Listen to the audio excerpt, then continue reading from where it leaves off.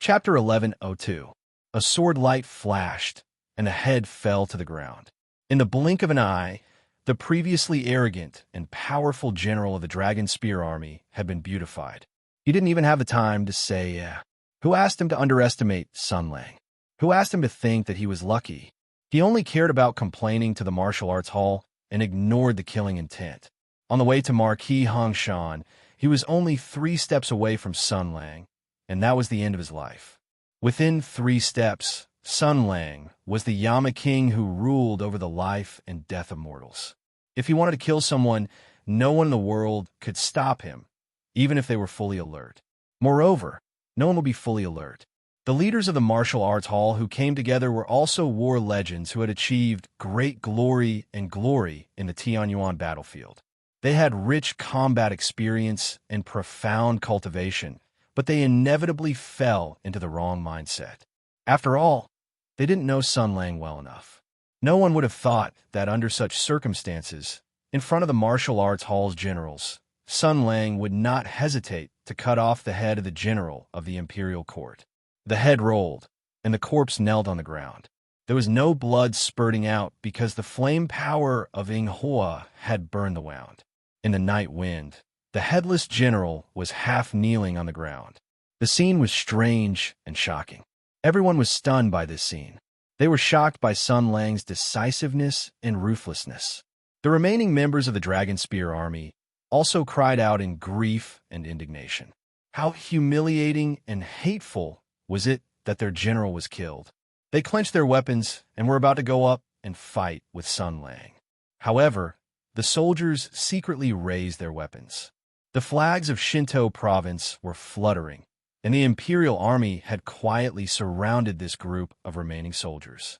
The swords and spears were everywhere, and the imperial army was shining brightly. With one order, they could crush this defeated army into pieces. Marquis Hongshan was also startled. Then he shouted in anger, "Jiang!" Sun Lang reversed his holy sword and extended its hilt forward, blocking Tian Zai's heavy punch. As the two forces collided, the air billowed, as if a gust of wind had risen from the ground. Facing his opponent's angry eyes, General Shansei said indifferently, "It's Sun Lang. I don't care what your name is." Tian Zai shouted angrily, "Killing a great general of the imperial court without permission. You are simply lawless." Sun Lang sneered. "I've said it before. You're trying to pull me into a fight. You're up to no good. You deserve to die. This is Hutu. There are laws here. There were rules in the army. You were the one who said that." Tian Xiang shouted, "Even if he has committed a serious crime, he should be judged and punished according to the law. You shouldn't judge him privately and kill him at will. This is what you once advocated. Have you forgotten all about it?" "Well said." Sun Lang stretched out his hand and adjusted Marquis Hongshan's collar. "Have you told the emperor?" Marquis Hongshan's angry expression froze on his face. I understand. After all, I only went missing and my body was not found. The survivors kept their mouths shut and you couldn't find any evidence. Without evidence, you wouldn't dare to speak rashly. Otherwise, you would be suspected of slandering the emperor and tarnishing the great cause of fighting against the sky demon. Am I right? Sun Lang was still smiling. Then, he moved his head closer and lowered his voice. "But now I've come back alive. Not only have I come back, but I've also brought back the truth and justice for the 300,000 innocent lives. They didn't have to die, and I didn't have to suffer those crimes. But it has happened, and it can't be changed. So, someone must be responsible for it. Do you understand? So, General Tan, Marquis Hongshan, don't you talk about the law? Don't you talk about the law? I'll now summon all the officials to the palace to tell the story of the Great Barren Mountain. I'll mention the impeachment of the current Emperor of Hutu, announce his immoral actions to the world, and abolish his position as Emperor. Now, we have witnesses and material evidence, and the evidence is quite conclusive. There's only one question left. Are you willing to uphold justice for me and the heroes who died in the Great Barren Mountain? What do you think? The most basic principle of the law is to treat everyone equally, right? It doesn't change the standard of sentencing based on the social status of the subject or other external factors. So, my attitude is very clear. If you're willing to uphold justice, I'm also willing to take all the responsibility for killing this idiot tonight. I'll interrogate him however you want, and I'll sentence him however you want. Everything will be according to the military rules. I'll obey the reasonable verdict, and I won't go back on my words or have any objections, as long as you can treat everyone equally. Can you do it? If you can, let's make the arrangements now. Otherwise, I can only leave you with one sentence. The hand that was pressing on Tian Zai's collar slowly moved up to Marquis Hongshan's face, which was already a little chubby, and gently patted the right cheek of the martial arts hall's military chief. General Shansei said gently, "Tian, are you King qualified to talk to me about the law?" The anger in Tian Zai's eyes grew stronger, but he didn't explode in the end. To ordinary people, he was the high and mighty martial arts hall's military chief pavilion elder. He was in charge of the army, and he was in charge of the imperial court. Ordinary people didn't even have the right to see him, let alone reason with him. But now, the person standing in front of him was Sun Lang. So, he had no choice but to reason with him, because he knew that if he couldn't reason with him, the other party would always have a second option. Sun Lang waited quietly for a moment, and then he exhaled. "You see, I'm not a good person, and you're not any better. Let's stop acting like white lotuses." He let go of Tian Zai and said indifferently, "So, give me a definite answer. Do you want justice or rules?" Tian Zai didn't say anything. Marquis Guangzhonghui, who was behind him, said coldly, "What rules are rules?" Sun Lang said indifferently, "How can I talk about rules with you after killing someone in front of you? Rules are rules." Marquis Luang tried to smooth things over and said, "All right, I'll say something. Commander of War, old Tian didn't let you down. You've done a lot of things in the imperial capital these days. The martial arts hall has always been neutral, and it's also because of old Tian's mediation. I won't say anything else. If you have any thoughts, just say it." Sun Lang nodded and looked to the side. "Take them down first." Android and the rest didn't hesitate. They waved their banners and charged forward. The soldiers with swords and shields slammed their heavy shields and shouted, "Abandon your weapons and don't kill." The soldiers with spears and halberds put down their weapons and advanced in formation. The remaining Dragon Spear army was surrounded in the center. They had lost their heavenly net and were killed by Wei Shiha. Now that their main general was dead, the martial arts hall didn't say anything. No matter how tough the soldiers were, they would be shaken. After all, they were the soldiers of the empire and not the private army of their main general.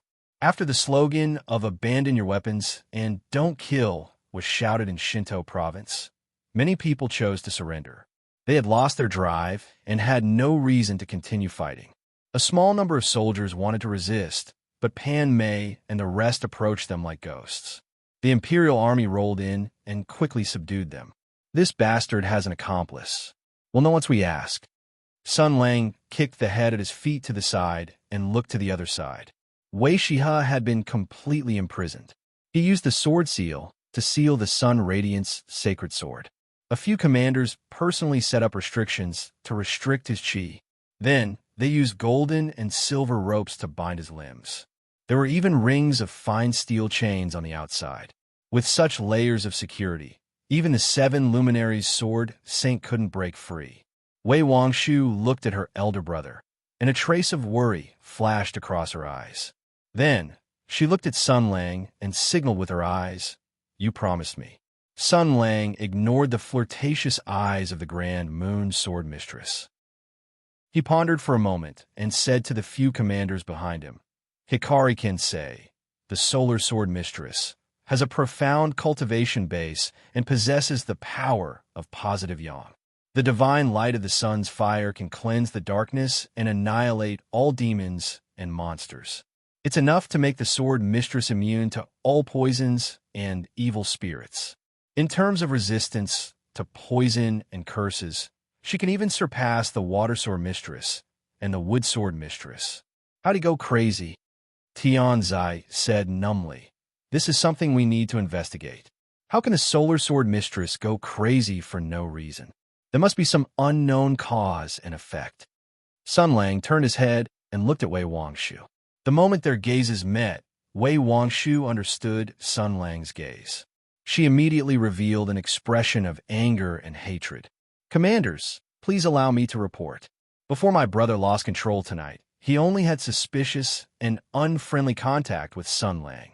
He also has enough motive to do such a thing." Sun Lang nodded and said, "The Grand Moon Sword Mistress is right. No matter what, I do look very suspicious. In order to prove my innocence, I have to try my best to defend myself. So, Commanders, how about we play a game?" Chapter 1103. Ever since Sun Lang returned to the capital, Lord Bao was definitely in the top 3. Sun Lang's night raid on the Copper Sparrow Terrace. Under the rule of the capital, Lord Bao took action. Sun Lang's posting of posters.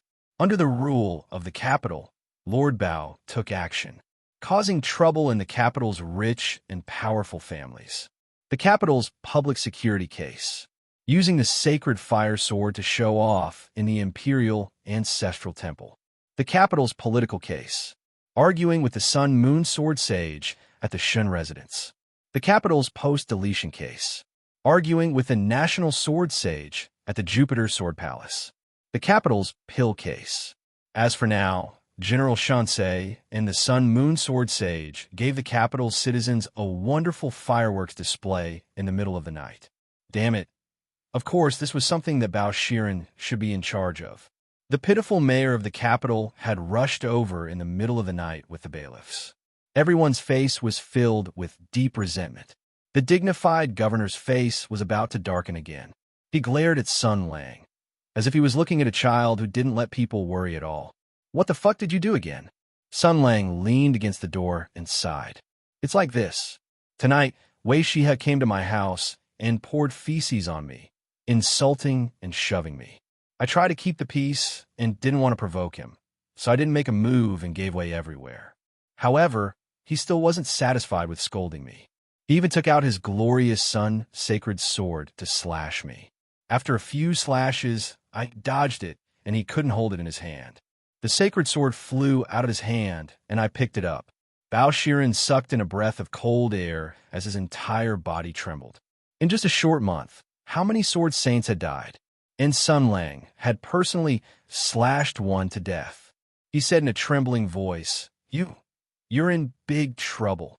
Sun Lang stomped his feet. "Damn it, as expected. You judicial people are really inhumane." Bao Shiren was stunned. "What?" Sun Lang rolled his eyes. "Wei Shihe didn't die." Lord Bao asked suspiciously. "He's really not dead? Why are you so kind?" Sun Lang snorted. "If I had been killed, I would have been arrested for intentional injury by now. F***ck your mother. I'm not an idiot." Bao Shiren looked around. He was very slow this time. The emergency response team that the martial arts hall had mobilized had already dispersed. Even the corpses of the Dragon Spear army had been collected. They were indeed elites. Not only were they efficient in killing people, but they were also efficient in cleaning up the place. All kinds of Imperial Army soldiers were lined up, and the corpses and blood on the ground were all cleaned up. The crime scene had been completely destroyed. Sun Lang had used the power of the sacred sword to wipe away all traces of the battle. The Empire's top criminal investigation expert, Sir Bao, was completely unable to find any useful traces at the clean scene. However, too clean was an eye-catching clue in the first place. "It seems like you have settled the big shots of the martial arts hall."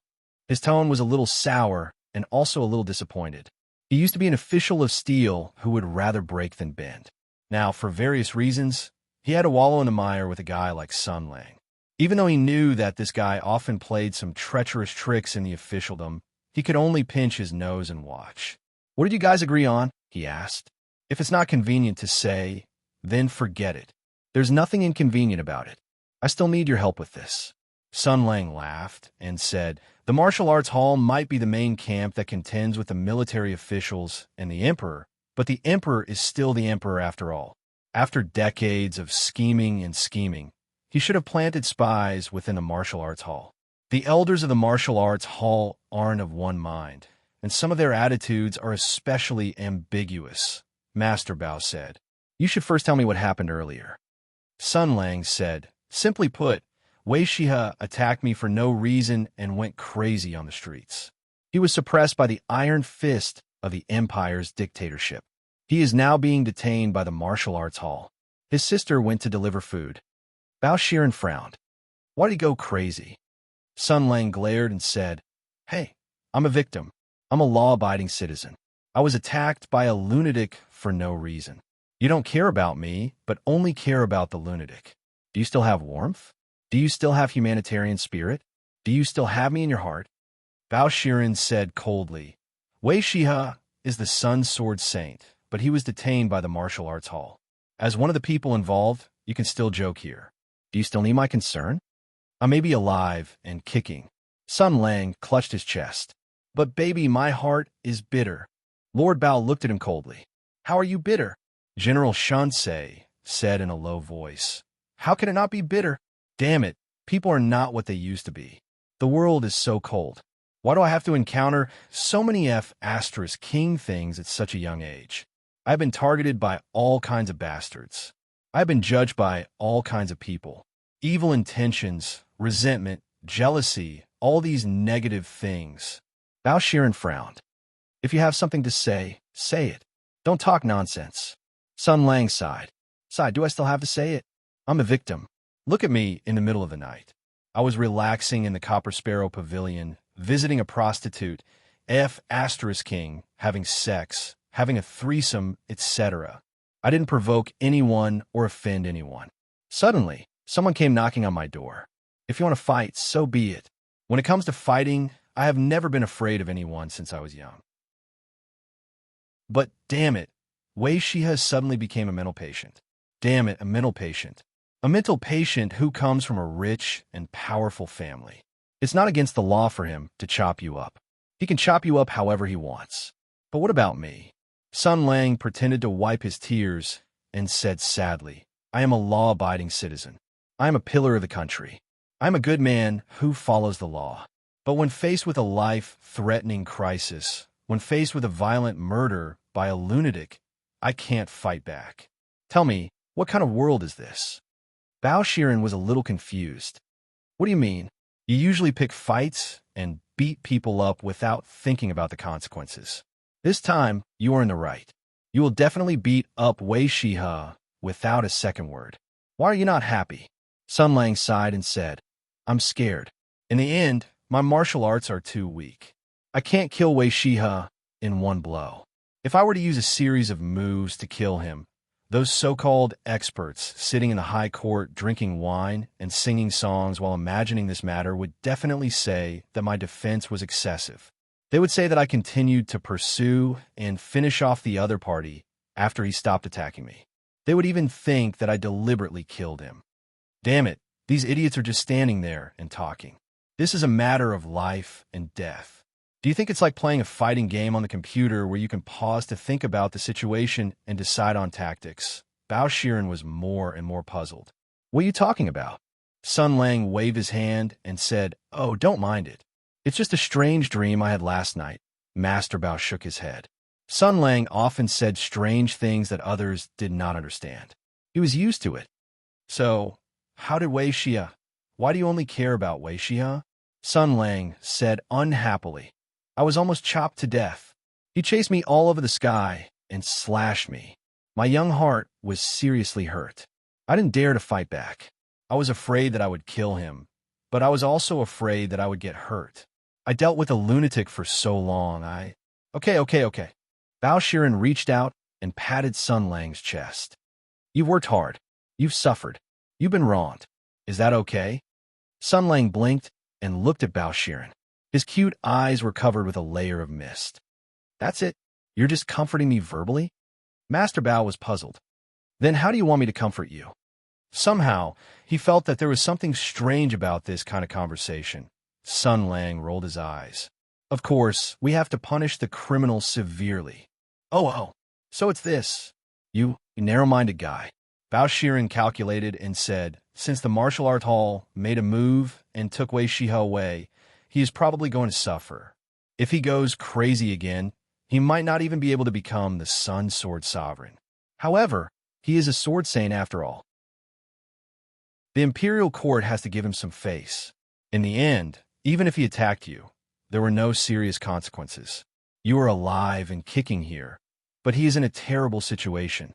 So, Sun Lang said lightly, he even killed people. The Dragon Spear army was turned upside down by him. Bao Shiren was shocked. What? Why didn't you say so earlier? General Shun Se blinked. Did you ask? Master Bao frowned and said, what is the martial arts hall's attitude? Why would Wei Shihe do such a crazy thing? This is the main point of the problem. The Sun Sword Sovereign has a high cultivation level, a heart of stone, a strong temperament, and the protection of the Saint Sword.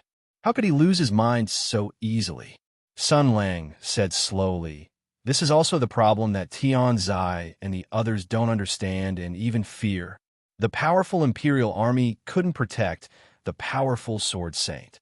What exactly caused Wei Shihe to go crazy? Bao Shiren was silent for a moment and said softly, I know and I don't know. Sun Lang turned his head and looked at the darkness on the other side of the street. It was not far from the light in front of the Copper Sparrow Pavilion, but there was a clear dividing line. One side was light, and the other was infinite darkness. I know, but I don't know how to gain their trust. I know who the culprit is, but I don't know why he chose this time to act, and he even did it in front of me. This is giving me something to use against him. This is giving me an excuse to make things difficult for him. I can use this to instigate Wei Wangshu, intimidate Tian Zai and the others, and even alert more people to this matter. To him, this is nothing but harm, but he still did it. He can't be deliberately mystifying. There must be a deeper meaning that I didn't think of, and he must be hiding an ulterior motive. So, we have to get to the bottom of this matter. Sun Lang stretched out his hand and pressed on Bao Shiren's shoulder. You have to help me. Chapter 1104. The candlelight flickered, and light and shadow flickered. The weak and helpless widow sat on the bed. Her face was bleak, and she was all alone. There was a person slowly approaching her. His face was changing in the flickering candlelight. His figure projected a tall and dark silhouette on the wall. It was like a demon coming out of the darkness. He let out a creepy laugh that made people tremble in fear. Humph, humph, humph, humph, humph, humph. The original sealer of Jinling City opened his claws again. Scream, scream, scream as much as you want. He whispered, Wei Shihe, who came to save you, went crazy, went to prison, and even lost his sacred sword. Wei Wangshu not only abandoned you for the sake of his brother's safety, but also chose to cooperate with me and agreed to my conditions. The Martial Arts Hall did not ask about your whereabouts, and the power that can be directly mobilized in the palace is extremely limited. Even the unyielding investigator Bao Shiren, who is famous for his integrity, also chose to compromise. Sun Lang approached Shen Yaohua and laughed strangely. No one cares about your whereabouts. No one cares about what happened to you. Even if they cut their throats, they can't save you, Shen Yaohua said calmly. I won't say anything. Sun Lang stopped his movements and shook his head.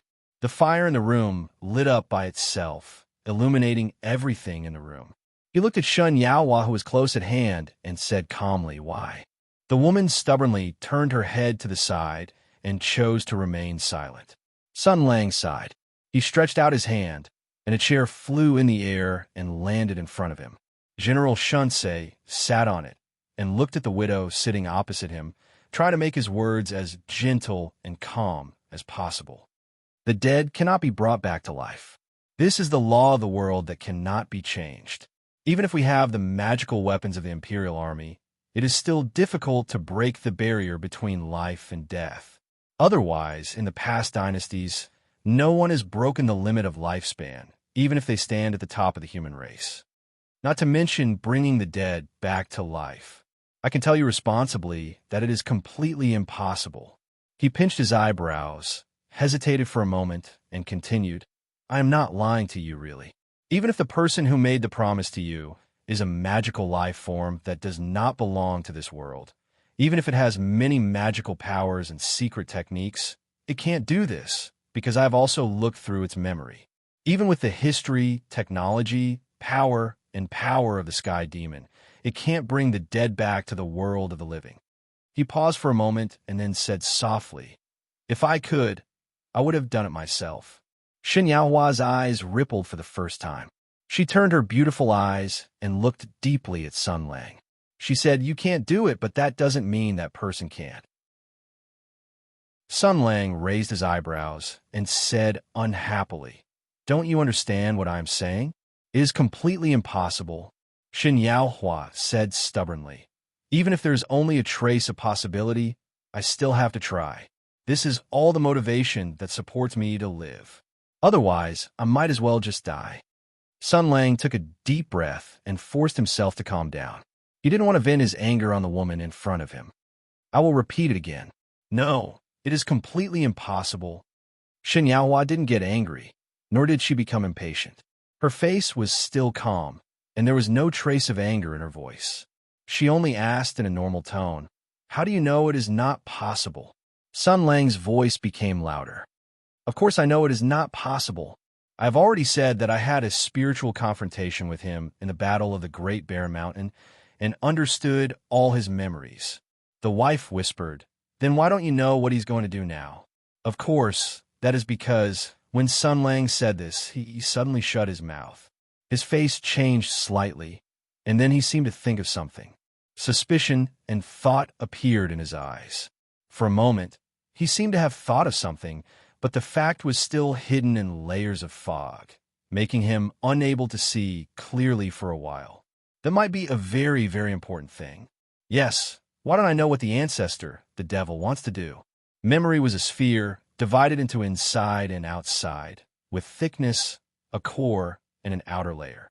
The outer layer of memory was trivial, useless, unstable, easy to forget, easy to tamper with. And the core memory was the most core spiritual wealth preserved by this life, and even directly participated in the structure of one's three views of character. It was the source of its power and the foundation of the logic of a life's behavior. At the beginning of the bloody battle of the Great Bear Mountain, he encountered a surprise attack by the ancestor, the devil. The attack came from the holy sword in his hand, and a huge spiritual power directly attacked his soul from the earth holy sword. The sword of suppressing star was not only the magical weapon he trusted, but also a good teacher and friend who had accompanied him for 6 years. At that time, the commander of war, Jia Ying, did not have a trace of defense at all. No warrior would guard against their own imperial army. Then a lot of things happened. The flow of time in the spiritual world was different from that in the physical world, and it was even more so for people who were deeply trapped in it. That memory was unforgettable. In the void space of the spiritual body, all the sensory emotions were infinitely magnified. Shock, fear, grief, anger, confusion. All kinds of emotions attacked Sun Lang's soul in turn. He was almost swallowed up, but after all, he made it through. The unforgettable pain and hatred. It started with passive defense and then counterattack. With fury and hatred as fuel, he drove the roaring soul and waved the sharp sword condensed by the spirit. He broke through the other party's sea of memories, layer by layer. He saw the long history of the sky demon in the extraterritorial realm, the great battles that the devil ancestor had experienced, their homeland, their achievements, their race, their culture, their skills from the outside to the inside, the unimportant memories, the important memories, and the most important memories. He saw the secret conversation between the devil and Li Guanyuan and also understood the truth. The careful teaching of the ancestor, the devil ancestor, was for a perfect body, and the imperial court did not hesitate to cultivate it for the emperor's unspeakable plan. From the beginning to the end, in the eyes of these people, he, a pitiful time traveler, was just an ant that could be manipulated at will. It was like this when he first time traveled, and it was still like this after he made achievements. This was the ultimate sin. It was not just betrayal. They wantonly manipulated the lives of others, trampled on their dignity, and played with their fates. Such people were undoubtedly the most evil villains. But the problem was Sun Lang suddenly shouted, Pingyang. There was no response from outside. General Shunsei suddenly sneered and said, "You don't have to sneak back and then pretend that you heard my shout and rushed here. I know you were eavesdropping." A moment later, the door was pushed open, and Pingyang awkwardly poked her head in. She said rather shyly, "Master, I was on guard for you. Your skill is really high. I obviously held my breath and even blocked the sound of my heartbeat, but you still detected it." Sun Lang smiled and said, "I didn't notice it. I just casually bluffed, and you took the bait." The little disciple said angrily, "Master, you." Sun Lang said lightly, "This time I will record it, but now I have a serious matter to deal with. I will deal with you another day." Princess Pingyang said resentfully, "Oh." Looking at her indignant look, she should be ruthless in her heart. In the future, no matter how Master opened his mouth and shouted, she would not answer. She was really stupid. Of course, she was stupid. Sun Lang thought to himself. She really believed whatever he said. This little fool. She was deceived again. In fact, Sun Lang had really noticed that she was eavesdropping. The reason why he said it was a bluff was to deceive this silly disciple. In this way, she would definitely come over to eavesdrop next time. At that time, he could teach her a lesson again. Sun Lang sneered in his heart, but asked, "I seem to have asked you before. You have been holding that sword for 2 years. When did it wake up?" Pingyang said the date without hesitation and added, "According to the time, it was when Master pulled the thunder bow in Mingzhou and shocked the imperial astronomer." Sun Lang nodded slowly and fell into deep thought. 2 years ago, in the Great Barren Mountain, he knocked the Devil Yuan Zhu into a coma. The Hoodoo's sacred sword was badly damaged, and the Empire lost the ability to create an imperial army. The Earth Sword spirit was in a coma and did not wake up until recently. But in the past 2 years, the Emperor's plan did not seem to stop. Bai Yue had been gradually corroded by the Gold Glory sacred sword. He sealed himself in the temple behind the Bai family castle. Sometimes he was sober, sometimes he was crazy, and in remorse he fought against the sword spirit's possession. At that time, the Emperor must have coldly observed this progress.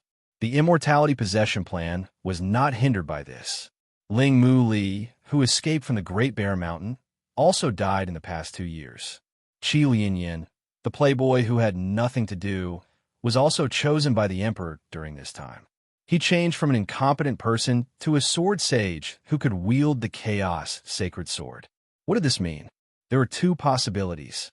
First, the Emperor had a careful and precise plan with a clear purpose and execution motivation, so that he could complete the layout step by step when the devil was in a coma. But this meant that this careful and precise layout plan also existed in the memory of the devil, the ancestor of the origin, and it was arranged before the Battle of the Great Bear Mountain. Only in this way, when the devil was in a coma, the Emperor could successfully complete the layout plan in the past 2 years. But Sun Lang did not read the relevant content from the memory of the devil. Did it find a way to keep this memory? Or it was the second possibility. The devil might not be in a coma, or not completely in a coma. Its spiritual body in the Hotu's sacred sword was in a deep sleep, but there were things like doppelgangers that could continue to act, assisting the Emperor to continue his ambition. For example, Mr. Zhang mentioned by the Empress. What was going on? Sun Lang had a faint suspicion in this regard before, but he just subconsciously thought that many things were planned and executed by Li Guangyuan. After all, he hated the Emperor of the Hotu Earth very much. Moreover, the Battle of Souls was fierce that day, and many of the devil's core memories were specious. It could not be helped. But now, after Shun Yaowa inadvertently pointed it out again, he vaguely realized that there was a big problem here. The memory he peeped from the devil might not be as reliable as he thought.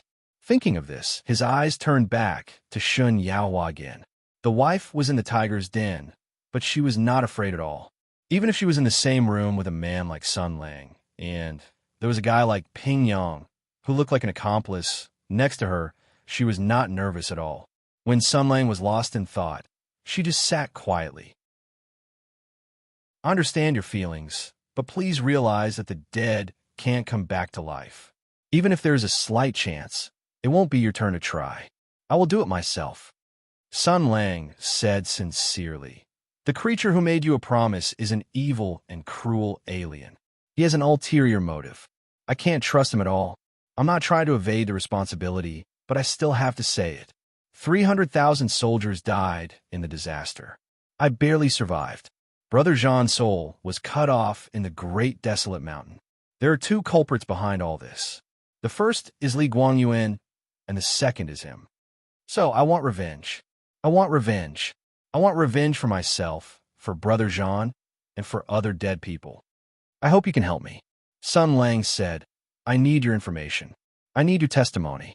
I want to know what he is doing and what he wants to do. Can you tell me? Chapter 1105. Cooperate?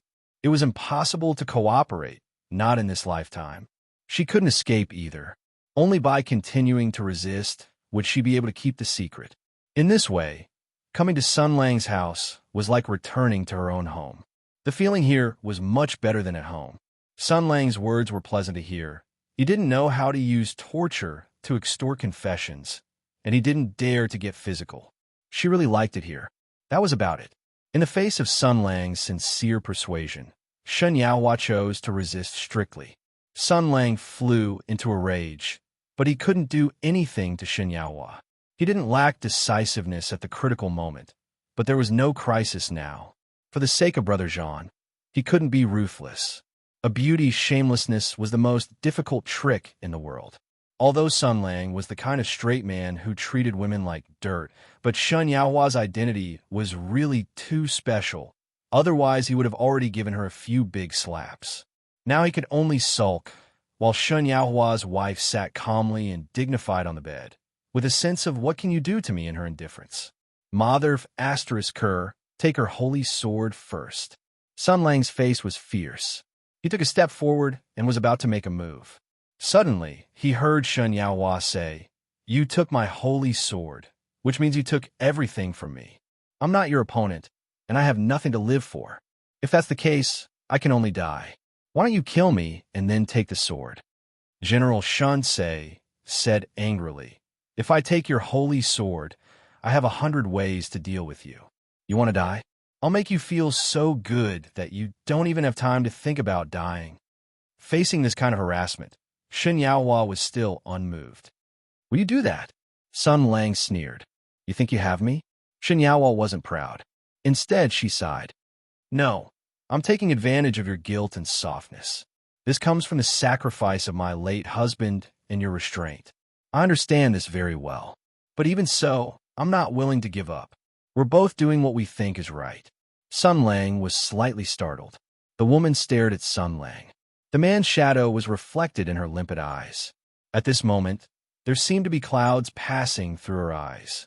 They were like dark clouds and colorful clouds, outlining a faint sense of heaviness. She whispered, Let's make a promise. Sun Lang sneered. You've finally revealed your foxtail? Promise? Are you following its orders? Do you want to hide by my side in broad daylight? Do you really think I'm a fool? Shen Yaohua didn't try to defend herself. She just sat there without saying a word. Her eyes seemed to say, Whatever you think. Then let's just wait like this. Sun Lang said coldly, For his sake, I won't make things difficult for you. But my patience is limited. You have a mission. You have ulterior motives. You think you can feel my pulse. You think you're qualified for the mission of being a spy. I'll let you see the situation clearly. No matter what game you and the person behind you want to play, I'll play with you to the end. But I still hope you can think clearly. He walked closer, bent down, and lowered his voice. I really don't want to hurt you, but you still have relatives. Your father, your brother, your family. Don't make me angry. At this moment, the murderous aura he emitted was not fake. It was the strong smell of blood from the Great Bear Mountain. It was enough to make any creature feel a sense of crisis and fear. But Shen Yaohua still didn't say a word. Her face was calm, as if she didn't hear such a threat. Sun Lang moved like lightning and heavily tapped her body a few times. The wife bit her lip and held back the groan that rushed her mouth. Her face turned pale, but she still looked at the man in front of her stubbornly. The Shinsei general left with hatred. Watch her. Yes, Ping Yang replied. There is a huge room on the 5th floor of the Copper Sparrow Terrace, which could be called a banquet hall. It had been used as a conference room. Something big had happened tonight, so the generals of the Shansei didn't take off their armor. They all sat inside and waited. When they saw Sun Lang push the door open, they all stood up and saluted. Marshal! Sun Lang strode to the head of the table and sat down. He said directly, "Let's talk about the first thing first. Tonight's trouble is very big. The girls must have been shocked. We've occupied this place for a long time and disturbed the normal business here. The reason we occupied this place before was because there was evidence of someone colluding with the Sky Demon hidden in the Copper Sparrow Terrace. But a few days ago, this precious evidence was destroyed by the goddamn rebel Ling Muley in the chaos." At this point, there was snickering from below. "What are you laughing at?" Sun Lang glared. "Did I say anything wrong?" Everyone shook their heads. No, of course not. The Shinsei general continued. "Since the evidence has been destroyed, there's no need for us to stay here any longer. Firstly, we'll disturb the normal business here. Secondly, it'll damage my reputation." Someone laughed. "You worry too much, General. Who in the court doesn't know your chastity and purity? Even if you sleep for a month in the capital's #1 brothel, you'll still keep your chastity like jade." "Well said." Sun Lang nodded his head and said, "Your little mouth is so eloquent. We must reward you well. In a moment, we will find 3 or 4 charming women at the Copper Sparrow Terrace and invite you to eat the best 40-years-old abalone. It's chewy and the meat is juicy. You can lick it for an hour first." Amidst everyone's laughter, the man hurriedly begged for mercy. Sun Lang calmly made a note in his mind. Then he said, "There's news from Old Sue from the Ministry of Works. My Shinto province is almost done cleaning and repairing. I'll start moving in the next 2 days. There's a lot of money in the Copper Sparrow Terrace's account. I'll go to the palace to borrow some more and enclose the land around Shinto province. You guys can move in as well." Pongji had always considered himself to be Sun Lang's secretary. Now, he consciously shouldered the responsibility of being a housekeeper. The mansion needs a lot of servants. The Ministry of Works can't be trusted. "Do you want us to?" Sun Lang waved his hand. "Dismiss all the original servants, but there's no need to recruit new ones." Pongji asked curiously, "Why is that?" Sun Lang said expressionlessly, "You and I don't have to worry about this." "Ha ha." Everyone seemed to hear the sound of the cold wind from this stiff smile. "You guys go and coordinate with the various departments. The personal army soldiers return to camp and take care of their own matters. If there's anyone from the Ministry of War who tries to sabotage us, tell me. I'll go and beat them up. After Shinto province opens, many rules will have to be set up. We need to consolidate our power." Sun Lang changed the topic. "This is a long-term matter. Right now, there's another important matter. The sun changed tonight, and this is already the 4th Sword Saint. It won't be a small matter. There will definitely be another fierce battle. We need to plan and prepare in advance." Everyone looked at Sun Lang in unison. Yin Song asked, "Although Wei Shiha is a bit hot-tempered, he won't go crazy and cause trouble for no reason. What did you do?" This was something everyone wanted to know. What did the marshal do to make the Sun Sword Saint so angry that he lost his mind? As the hooligans who had been trained by Sun Lang, they were very curious about their general's actions. However, they also understood Sun Lang's temperament. He would most likely say something like, "Bullsh *T, I'm the victim. I didn't do anything. Why are you doubting my innocence?" But she didn't expect Sun Lang to readily admit it. "I took Xin Yaohua out of the palace." Huh. Chapter 1106. The next day, the sun rose as usual. A new day began in the great Hutu Empire, but the air was filled with a strange atmosphere. What happened last night was too shocking. The brilliance of the Imperial Army soared into the sky, and the two destructive forces collided. Everyone in the Empire saw it clearly. People were discussing, whispering, guessing, and bewildered. But the Empire was a backward, feudal country, and the thoughts of the people were meaningless. The Imperial Court was slow to react, and they didn't even bother to control the discussion and delete the posts allowing the public to ferment and the people to make wild guesses. In any case, the undercurrents of the people would never affect the politics of the empire. The real problem lay in the game in the imperial court, in the compromise and decision of a small group of people. That being said, many people had already smelled a certain unsettling aura. Things had to be connected.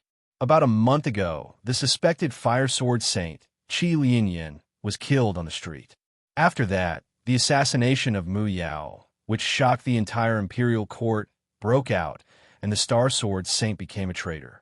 Then, the Earth Sword Saint sacrificed himself in the palace and healed His Majesty's sword wound. Last night, the Sun Sword Saint, Wei Shihe, went berserk and slaughtered the soldiers. In the past 2 months, 4 of the 7 luminary sword saints had died, which was even more terrifying than the War of Heaven's origin. If the Sky Demon in the underworld knew about this, he would probably laugh himself to death. Those were the 7 luminaries sword saints. They were the ultimate embodiment of the Empire's military strength, the strongest warriors of the Imperial Army, and the embodiment of strength. They represented the dignity and face of the Empire. Now that they had died one after another, not only did they become a joke to the foreigners, but it also meant that something was wrong. Many people smelled something unusual. When something unusual happened, it meant that something was wrong. This matter was too strange. 2 years ago, the Empire had won the War of Heaven's origin, and its international reputation had reached its peak. Its martial arts were above the rest of the world, and its strength, honor, reputation, and strength had reached the peak of all dynasties. Now, the world was at peace, and the country was flourishing. The country was prosperous, the people were happy, and the confidence of the people was skyrocketing. The future was bright, and the empire was clearly in such a prosperous period. However, in a short span of a month, the situation had changed drastically. The dignified 7 luminary sword saint had met with mishaps one after another. Even His Majesty was assassinated and unconscious.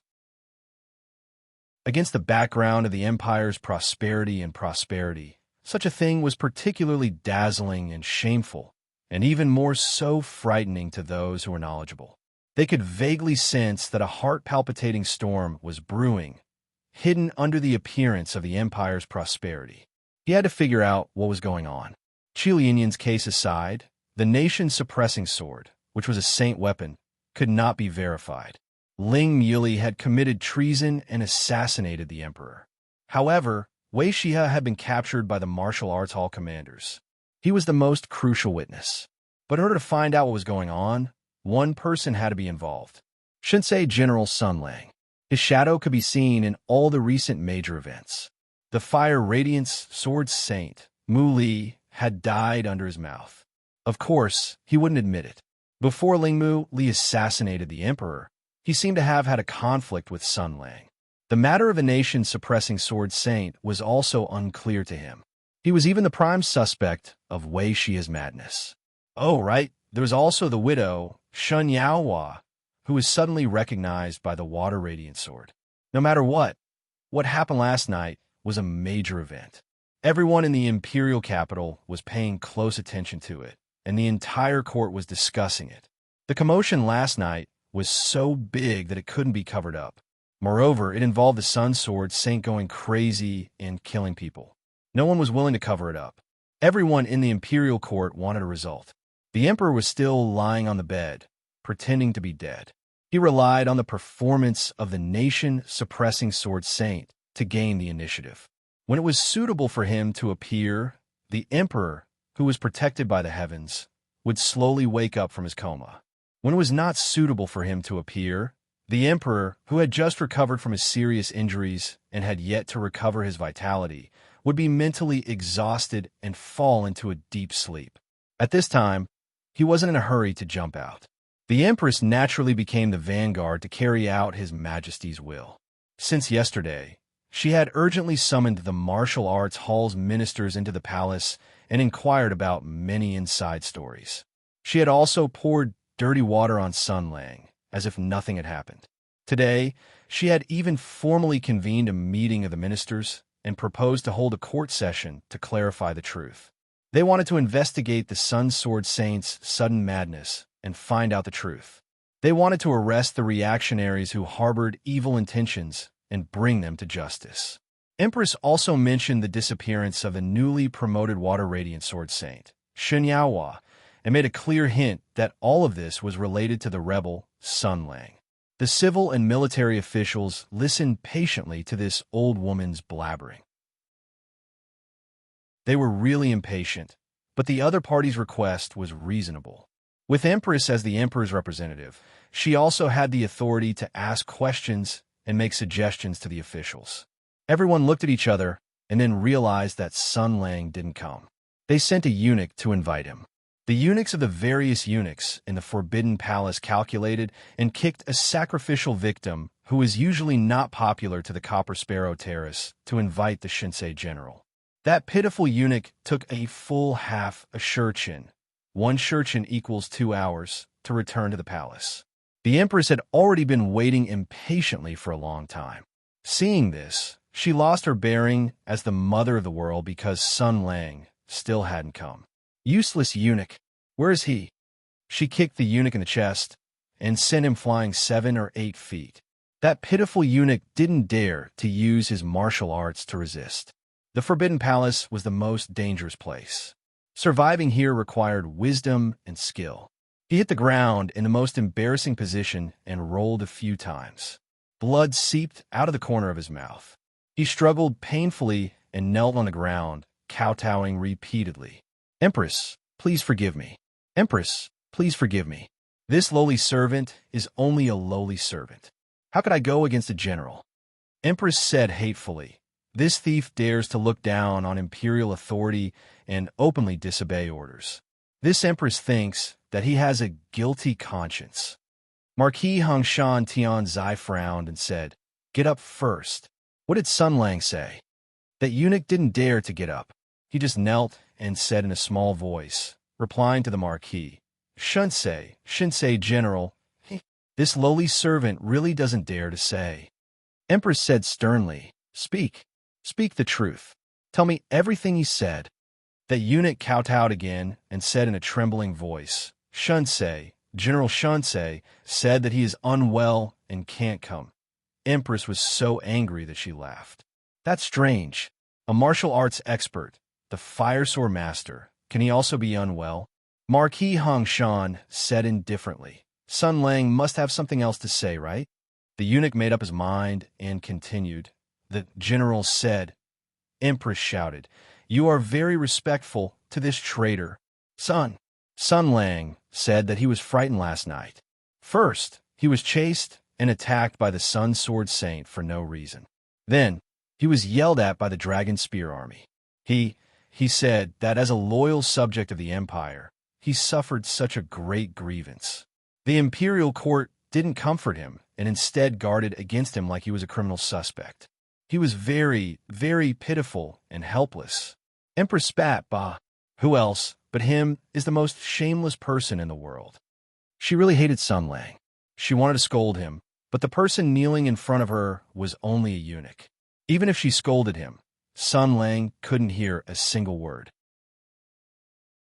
Empress was furious. She turned to look at the officials present and said, everyone has seen it. Sun Lang treats the matters of the imperial court as child's play. He laughed and scolded. His words were frivolous, and he even has a guilty conscience. This time, Marquis Hongshan said indifferently, Empress, please wait. I have something to say. I was also present yesterday. Sun Lang was wronged. Let's not talk about the conflict with Wei Shihe for now. Last night, my colleagues and I interrogated the soldiers of the Dragon Spear Army and sorted out their testimonies. We also got some testimonies. For the sake of the imperial family's reputation, I won't talk about it here. After this, I will report it secretly. Empress said coldly. Then what does Marquis Hongshan mean? Tianzai said calmly. Sun Lang isn't someone who treats the matters of the imperial court as child's play. His words must have a deeper meaning.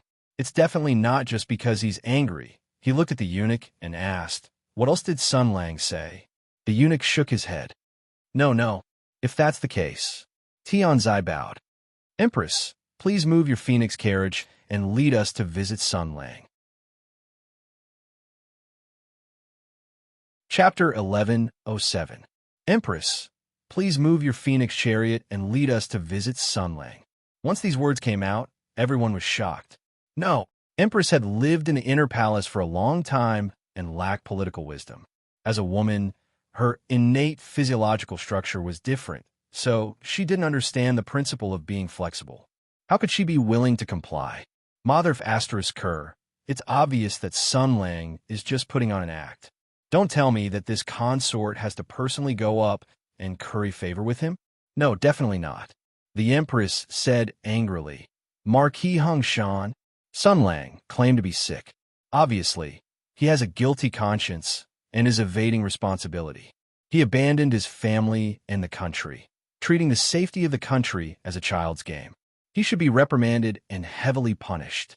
Tian Xiang's expression was calm as she said, this subject has always heard rumors, but seeing is believing. Nyang Yang hasn't seen Sun Lang yet. It's best that you don't casually judge this subject, so as to avoid chilling your loyal heart. Moreover, even if Sun Lang is really pretending to be sick and evading responsibility, the Empress's phoenix chariot will be able to show the Emperor's vast and mighty benevolence. You can convince him with virtue and shame him. Empress said angrily, such a shameless person, scheming and black-bellied. How can I shame him? When these words came out, everyone secretly nodded. Even if Empress was biased, there was nothing wrong with what she said. They really couldn't think of anything in the world that could make Sun Lang feel ashamed. But thinking about it was just thinking. It wasn't good to say it out loud. Politics, everyone had to understand and pretend to be ignorant. The more despicable and shameless Sun Lang is, the more open and above board the imperial family should be. When he claims to be sick at home, the imperial family will visit him in person. When he claims to be wronged, the imperial family will condescend to visit him. When he claims to be a scoundrel, the imperial family will be open and above board. When he claims to be sick at home, the imperial family will personally visit him. When he claims to be wronged, the imperial family will deign to visit him. Empress still kept her mouth shut, but her expression changed. Is the Empress afraid? Do not worry. The Empress Jade To has personally come. It is the boundless grace of the heavens. How can we allow Sun Lang to make a scene? If he speaks rudely to you or smiles mischievously, this subject will be the first to not let him off. With all of our colleagues in front of the palace, if Sun Lang dares to cause trouble, he will have to go through us first. Tianzai patted his chest and promised, you can rest assured. Empress's mind spun, but she was still unhappy. I heard that this thief sleeps in a brothel and is very frivolous and debauched. How can I go to such a filthy place? Nyang Nyang, please forget about it. You also have a share in the Copper Sparrow Terrace. The head shopkeeper who was kicked down the stairs by Sun Lang and fell to his death was one of your clansmen. That place is filthy and dirty. Is the money that flows into your hands from that place clean? Everyone cursed in their hearts. They then saw that Tianzai's expression did not change as he looked at the eunuch who had sent the message. The eunuch knew what he meant. He lowered his head and said, reporting to the Empress Shinsei, Sun Lang has already left the Copper Sparrow Terrace today and moved into the Shinsei General's residence that has been renovated by the Ministry of Works. Empress was stunned. She then gritted her teeth and said, there must be a conspiracy. Tianzai bowed and said, Nyang Nyang, please move the phoenix carriage. In the end, she was persuaded. After all, Tianzai threw out big hats one after another. He explained with reason and moved with emotion. Empress really found it hard to refuse. She had the right to listen to government affairs. Since she represented the emperor, she had to act for the emperor. If an official claimed to be sick and did not come out, the emperor had to send an envoy to pay his respects and give him medicine. If the other party was an important official of the imperial court and had a plan for the country, the emperor would personally ask about it. It was also a good story for the monarch and the official to get along well. Today, it was a matter of great importance. Sun Lang was not only a general of the imperial court, but also a victim. He also claimed to be wronged, sad, and helpless. He lied on the bed and refused to get up. As the emperor, if he did not go to him and give him 2 big slaps, it would be unreasonable. However, His Majesty the Emperor was also whimpering and lying on the bed, unwilling to get up. The crown prince was also King untrustworthy, so the matter of slapping him had to be done by the empress, even though she was the most unwilling. When the empress went out, although she had to streamline the carriage and keep a low profile, after all, it was the empress of the imperial court. No matter how streamlined it was, it could not be streamlined. The internal palace was shaken, and the palace servants were dispatched. The first-rank officials of the imperial court sat idly in the hall and quietly waited for Empress to set off. They also wanted to go with her. Marquis Hongshan sat on one side, leisurely drinking tea and eating cakes. Marquis Changhua and the others sat around him with a playful expression. Last night, they arrived at the Copper Sparrow Terrace together and joined forces to suppress Wei Shihe. They also talked to Sun Lang and heard Sun Lang's suggestion. The few of them worked together to set up a chi field of secret voice sending to ensure the secrecy of the conversation. Marquis Guangzong whispered, "You trust him and actually helped him to deceive Empress. The words just now were taught to you by Sun Lang, right?" Marquis Hongshan did not speak. Marquis Qi frowned and said, "I have thought about it, but I still don't understand his intention. What does he want to do by having Empress go to his residence under the watchful eyes of everyone? What can he do? Empress has a deep prejudice against him and hates him to the bone. The Empress and His Majesty are husband and wife, and there is no room for negotiation with Sun Lang." Tianzai shook his head and said, "I don't know either." Marquis Chong Guo said, "Then you trust him that much?" He returned with old grudges, and his evil spirit did not leak out. It is obvious that it has accumulated in his heart and cannot be relieved. Once it explodes, it will be earth-shattering. The grudge of the Great Barren Mountain is a result of meritorious service and being killed. It is a result of the old grudge that has turned into poison. It corrodes the heart and distorts the soul. I know you were close friends with him in the past, but people change. You see, it has been less than 2 years since Tianyuan succeeded. The imperial court has rewarded the meritorious officers and soldiers. The heroes in the army have been conferred titles and titles. The moment of wealth, they have forgotten their former loyalty. In just 2 years, many of the generals have shown their arrogance and overbearingness. He has been wandering outside for 2 years, gnashing his teeth every day and tossing and turning in bed every night. What will he become? Tianzai was silent. Marquis Changhua patted his shoulder and said, "One must always be on guard against others. I have already told you yesterday that Qi Lianyan's death must have something to do with him. The nation guarding Sword Sage and Ling Muli's affair is even more strange. Last night, Wei Shihe suddenly went crazy. The root cause is that Sun Lang first went to the palace to pick a fight and attracted the Wei siblings. Shun Yaowa disappeared without a trace, most likely because she was kidnapped by him." Tianzai suddenly said, "No need to say more." Marquis Changhua was silent, and so were the others. There is indeed nothing to say. But in this world, we can't talk about reason. Marquis Changhua sighed softly and said, "Since he returned to the capital, he has repeatedly stirred up trouble. We have been watching on the sidelines, mainly because we want to use him to weaken His Majesty's arrogance. Secondly, we also have righteous indignation about the Great Bear Mountain. It is not bad to let him vent his anger, but there must be a bottom line." He looked at Tianzai and said seriously, "Even if Sun Lang has thousands of grievances and reasons, he can't disturb this country. If he shakes the country for his own personal grudge, collapses the foundation of the country, and causes the Tianyuan War to be lost and the empire to be reignited, then he will be the enemy of the country. The world will attack him together. This is the biggest reason." Tianzai said slowly, "I know. If there is such a day, I won't be merciful." Marquis Chong's expression changed slightly. "But now I believe that Wei Shihe's madness was not caused by him," Tianzai said. "If he had the ability, why didn't he let the Sun Sword Saint go mad in the palace? If Wei Shihe succeeded in assassinating the emperor, His Majesty would be like a dragon in the sky. Prince Chung Chung would inherit the throne, and he would be able to control the court as an official. How delightful would that be?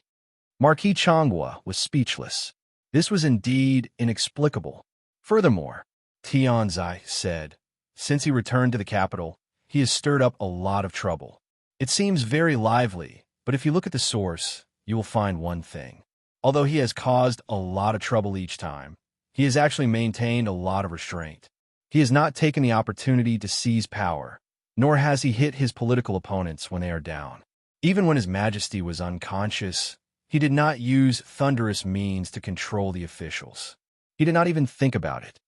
Marquis Changhua said, that is because he is afraid of the court and the common people. Since he is afraid of the court and the common people, why would he let Wei Shihe go mad and make things like this? Marquis Changhua could not answer. So, in this matter, Sun Lang is innocent. I believe him. Marquis Changhua shook his head and said, this matter is innocent, but it does not mean. Tianxiang lowered his eyelids, concealing the frightening cold light in his eyes. No, this matter is innocent, and that's enough. Brother Lu, you're naturally intelligent, and you're good at looking at the overall situation. But if you look too much, it's easy to overlook the essence. I'm inflexible and slow-witted, and I can't multitask. I can only do things one by one, and I can only think about things one by one. What I'm thinking about is only Wei Shi and his madness. Since it was not Sun Lang who did it, who could make the Sun Sword Saint go mad on the spot? Sun Lang spoke mysteriously last night and pretended to be serious. Obviously, he knew some inside information. Before, he always restrained himself and was not interested in wealth and power. He did not attack his political enemies, eliminate dissidents, seize power, or establish prestige. So what did he want to do? On the battlefield, if there is a general who does not care about the military merits and does not plunder the war trophies, then there is only one possibility. He thinks the war is not over, and he still has enemies. From this matter, Qi Lianyin, a playboy, actually got the holy sword, which was the biggest joke in the world. The Suishing sword owner, Lingmu Li, brazenly assassinated the emperor, which was even more shocking. The nation-guarding sword saint did not take off his iron mask for 2 years and hurriedly came out of the closed-door training and died. There was no will and no inheritance. It was so hasty that it was more like he took the initiative to die. A few months ago, Bai Yuwei, the Taibai sword owner and a senior official of 3 dynasties, died silently. Tianzai calmly raised his head and looked around. Who is Sun Lang's enemy? Who can play with the life of the 7 luminaries sword saint? I actually feel a bone-deep fear. Who is it? Nobody could answer, but they were all pondering. There was uneasiness in their eyes. Tianzai glanced around and took in the expressions of the people around him. He remembered them carefully. Let's see what Sun Lang is going to do. If it's for the sake of the country, I'm willing to help him. Marquis Hongshan said solemnly, Empress's visit today is an opportunity. Let's see what Sun Lang is going to do. Let's see what he is going to do. Chapter 1108. Since ancient times, people who lived in the capital would often sigh that it was not easy to live in the capital. As the political center of the country, the capital was known as the most benevolent place at the foot of the emperor. It gathered all kinds of resources from all over the country, such as public security, medical care, human rights, the rule of law, products, services. All kinds of projects were like this. A large amount of social wealth also surged toward the center of the country. Of course, the housing prices in the capital were also rising day by day. In reality, housing had also become the most important problem that troubled the middle and lower classes. Whether it was renting or buying, it gradually became an unbearable burden for the people. It robbed the young of their future and emptied the purchasing power of 3 generations of people over 10 years. It chased away the poor and invited the rich in. Gradually, it created a clear division of wealth. Inside and outside the city, there were 2 races, 2 worlds. It was the same everywhere. However, for Shinsei General Sun Lang, this was not a problem. He, Sun Lang, was in the system, a civil servant. the housing allocated by the country, the super-large type. According to Sun Lang's previous military exploits and his current position, as a first-rank general, he already had the right to establish a residence. The court had to give him the corresponding treatment according to the standards of a first-rank official with military exploits in Tianyuan. A general's residence was naturally part of the problem. The Ministry of Rights also had to provide him with the corresponding staff and attendants, ranging from security guards to horse-rearing assistants to clerks and accountants. There were a total of 128 people. That's right. There was also the kind of life assistant that's specially arranged for the boss to have a young lady. Of course, the housing allocated by the country did not need to be built on the spot. There were many properties under the name of the court, as well as the treasury of the Ministry of Finance. This kind of property was basically used to reward officials who had performed meritorious deeds. Usually, the emperor gave an order and the central government agreed. The Ministry of Works received the order and sent skilled craftsmen to inspect and repair the property. After confirming that there were no mistakes, it could be handed over for use. It was quite convenient. However, due to Sun Lang's awkward status, the process was much slower. However, after several confrontations, General Shunsei and His Majesty's offensive and defensive stances were clear at a glance. This situation undoubtedly greatly increased the efficiency of the various departments. They no longer dared to dawdle, fearing that Sun Lang would come over to drink tea. In addition, the Minister of Works, Su Zixian, was an honest man. He was afraid that Sun Lang would make a big fuss out of him, so he worked overtime and used enough materials. He purposely chose a luxurious and vast mansion as the residence of the Minister of Works, making it look grand and magnificent. By the way, Sun Lang's request at that time was, "Can you let me be neighbors with Tensei Province?" The reason was, when I get married to Empress in the future, we'll be able to merge the two families together, right? Su Zixian was indeed an honest man.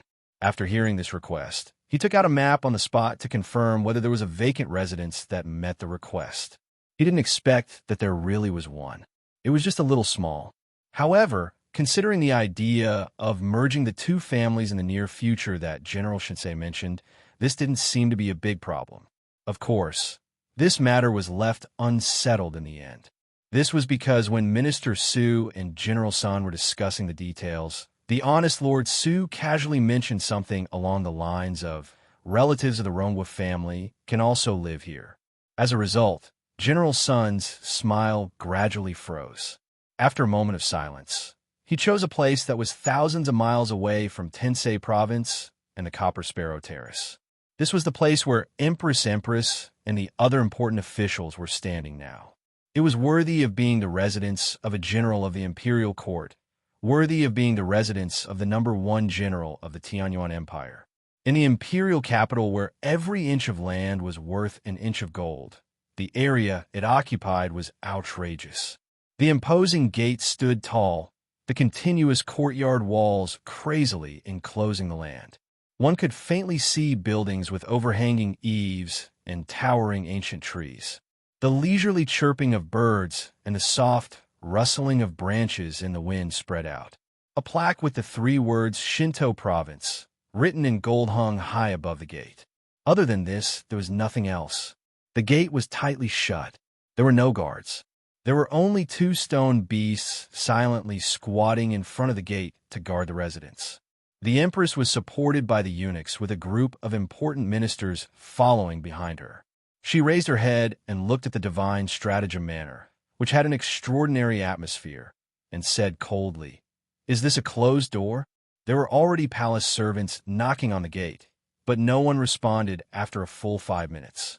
Not only were there no guards in Shinto Province, there wasn't even a gatekeeper. Tianzai couldn't keep his face straight. After all, he was the one who urged Empress to come here.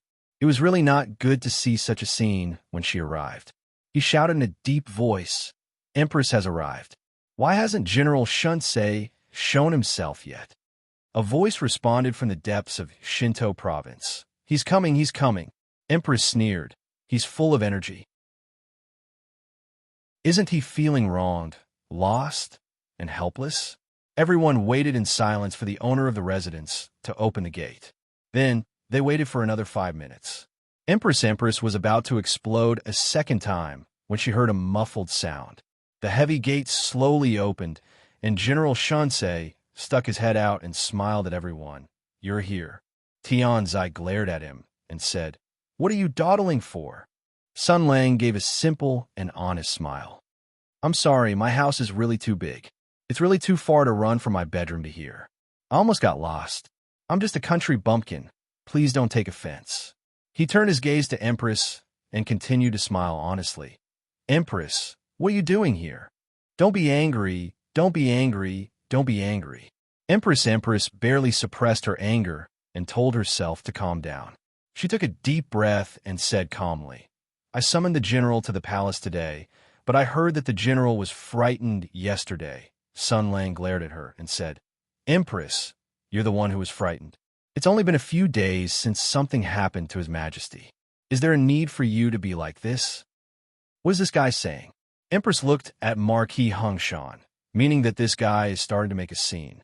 "What do you think we should do?" Tianzai also had a headache. After all, he was an honest person, so he didn't hear the malice in Sun Lang's words. He was just a little confused. He thought for a moment and then shouted, "General Shunsei, Empress is here to visit you. Are you going to let us stand here?" Sun Lang immediately stretched his neck and looked at Empress's hand. He also put on a smile. "Empress is really considerate. Since you've come, then come. Where's the thing?" Empress was confused. "What thing?" Sun Lang looked impatient. "Everyone knows that when you visit someone's home, you have to bring some fruits, pastries, and the like. It's not good to go empty-handed. Empress is the mother of the world. How are you setting an example for the people?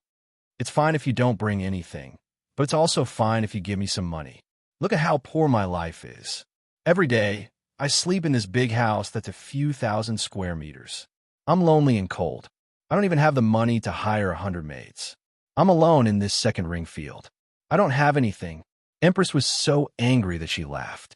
Even if she had lived in the depths of the palace for a long time and didn't pay attention to the people's situation, she could still hear how shameless Sun Lang's words were.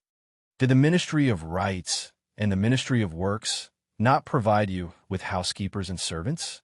Sun Lang sighed. "They did, but I fired them. I also returned their slave contracts." Empress really doesn't have the money to support so many people. Some of the officials couldn't stand it anymore.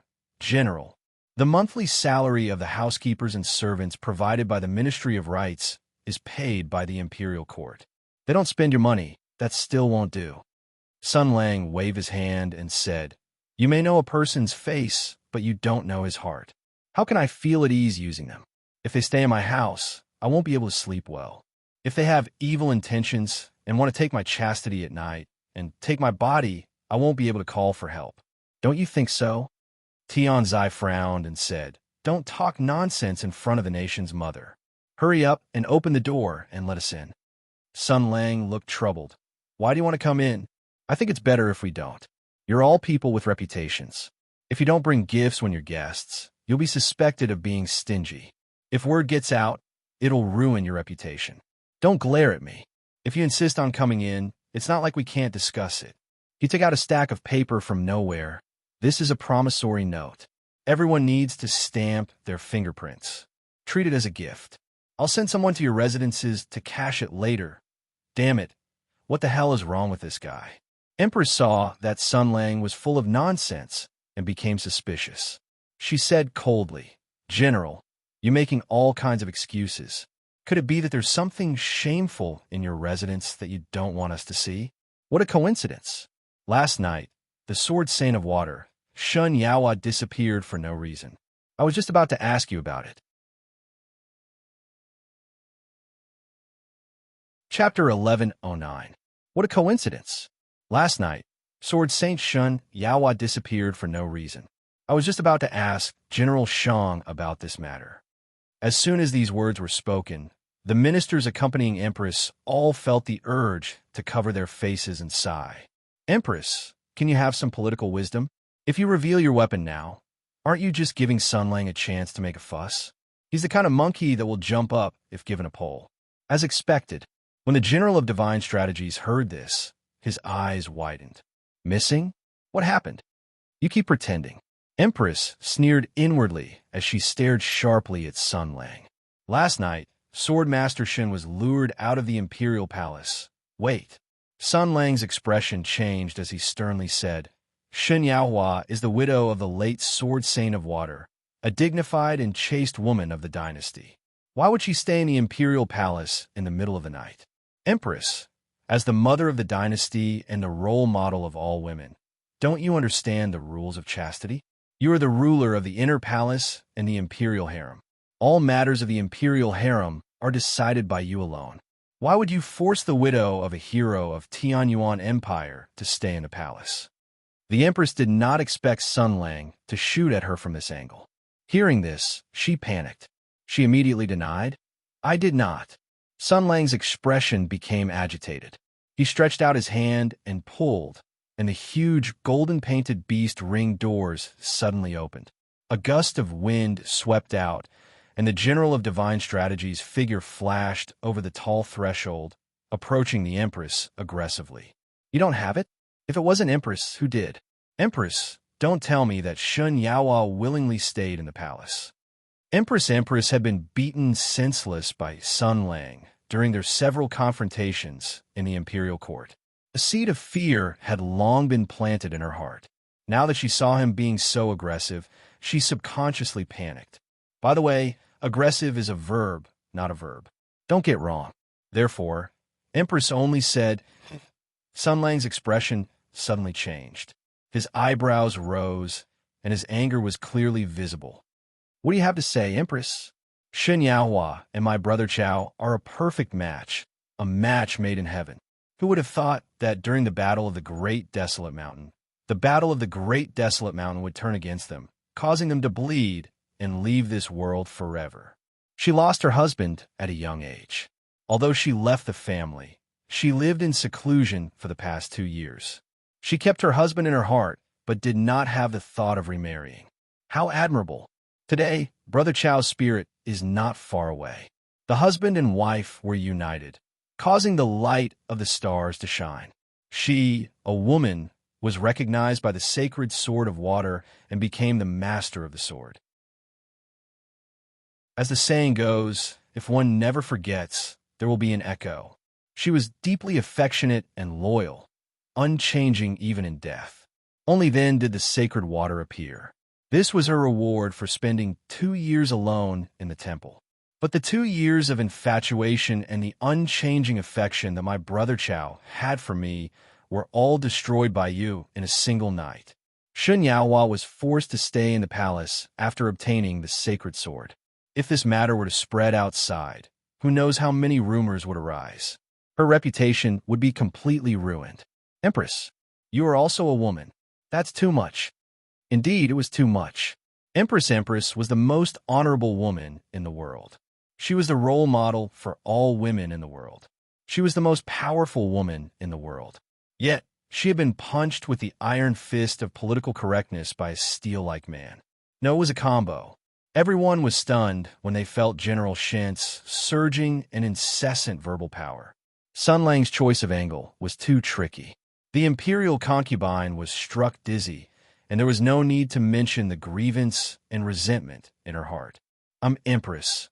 Oh, Empress, who are you to tell me the importance of a woman's chastity? It was as if a veteran rural feminist was being scolded by a steely straight man. You're a servile man who doesn't know how to be an independent reproductive machine. Could he tolerate it? Empress said sternly. How dare you? It was Shen Yaohua herself. Sun Lang roared. Empress, please reconsider. Are you trying to say that Shen Yaohua stayed in the palace willingly?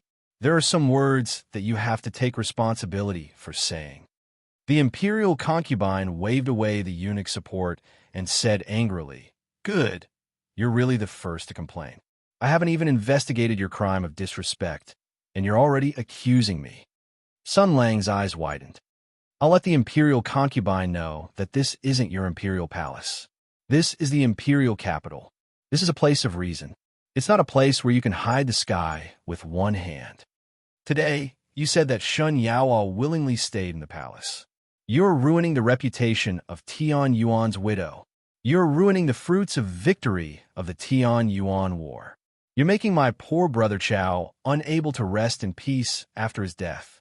He can't do anything to you when he's dead, but I, Sun Lang, am still alive. Listen to me carefully. You can eat shit, but you can't speak nonsense. Otherwise, I'll let you experience the methods of Tian Yuan soldiers, even if I have to give up my life. At the end of his speech, Sun Lang's finger was already pointing at Empress's nose. According to the laws of the empire, this was almost a crime of disrespect. The eunuchs, consecrators, and guards in charge of Empress's protection had all turned pale. The ministers of the empire couldn't stand still either. Hearing the imperial concubine's angry shout, the imperial guards all drew their swords and stepped forward.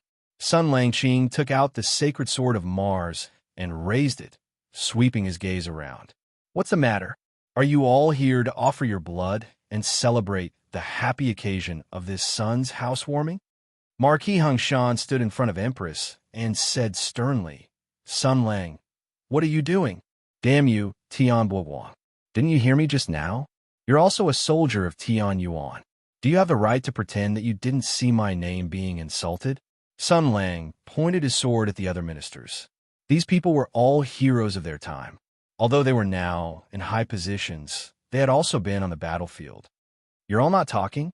You don't even want to speak human language? He raised his eyebrows and said coldly, If you don't talk, I'll talk. If you don't dare to do it, I'll do it. Let's go. Lead the way. I'm going to lodge a complaint. I'm going to lodge a complaint against Empress for speaking nonsense and insulting the martyrs of Tian Yuan. I like to see if there's any law in this world. I like to see if there's any justice in this world. Marquis Changhua and the others all glanced at Tian Zai. Their eyes expressed the same meaning. I heard that you believe in Sun Lang. I heard that you want to see what Sun Lang is going to do. He blocked Empress at her door and scolded her. Then, he claimed that he was going to lodge a complaint against the emperor. Lodge a complaint against the emperor? Your mother. Lodge a complaint against his wife to the emperor. For hundreds of years, there was no lack of examples of lodging a complaint against the emperor. There were cases where injustice was redressed. There were cases where evil could not prevail over good. There were cases where ants could shake giant trees. There were cases where eggs could shatter rocks. In a feudal country like Hudu, where the legal system was far from perfect, lodging a complaint against the emperor became the last choice for people who had no way out. They would do everything they could and disregard life and death just for justice and righteousness. Only in front of the high and mighty emperor could the gap of power between oneself and the enemy be reduced to the greatest extent. Yes, it was like a natural chasm. If they were not desperate, no one would take the risk of being severely punished by torture to lodge a complaint against the emperor. Therefore, when the evil official with power fell from his horse, the people who had lost everything won. Therefore, when the tyrannical madman was executed, the filial son whose family had declined won. Therefore, damn, the plaintiff was a first-grade general of the empire, and the defendant was empress of the current dynasty. What the hell was this? For a moment, countless curses reverberated in the hearts of the people. This operation was so outrageous that everyone was shocked and absent-minded. Facts proved that once someone like Sun Lang put down his face to make trouble, the effect would inevitably be devastating. Lodge a complaint against Empress. If an ordinary person went crazy and wanted to lodge a complaint against Empress, they would have been silently buried by various invisible hands.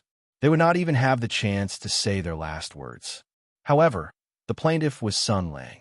Based on his recent operation and performance, everyone in the imperial capital would believe that he could definitely make it happen. And then, was that not enough? Obviously, if this matter was really settled by him, regardless of who won or lost, Empress would not be able to raise her head for the rest of her life. What was a dark history? The dark history of an internet magnate was when he was suddenly arrested by the police while flying overseas. Then, milk tea turned into matcha. Rumors flew everywhere.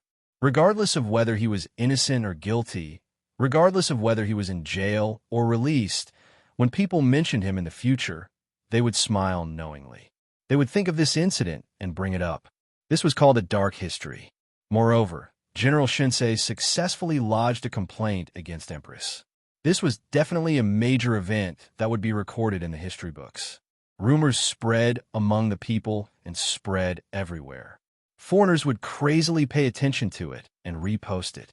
They would also exclaim that Hoodoo's legal system was so advanced that they would even write **T articles, such as, "Only such a democratic and just country would have such a lawsuit."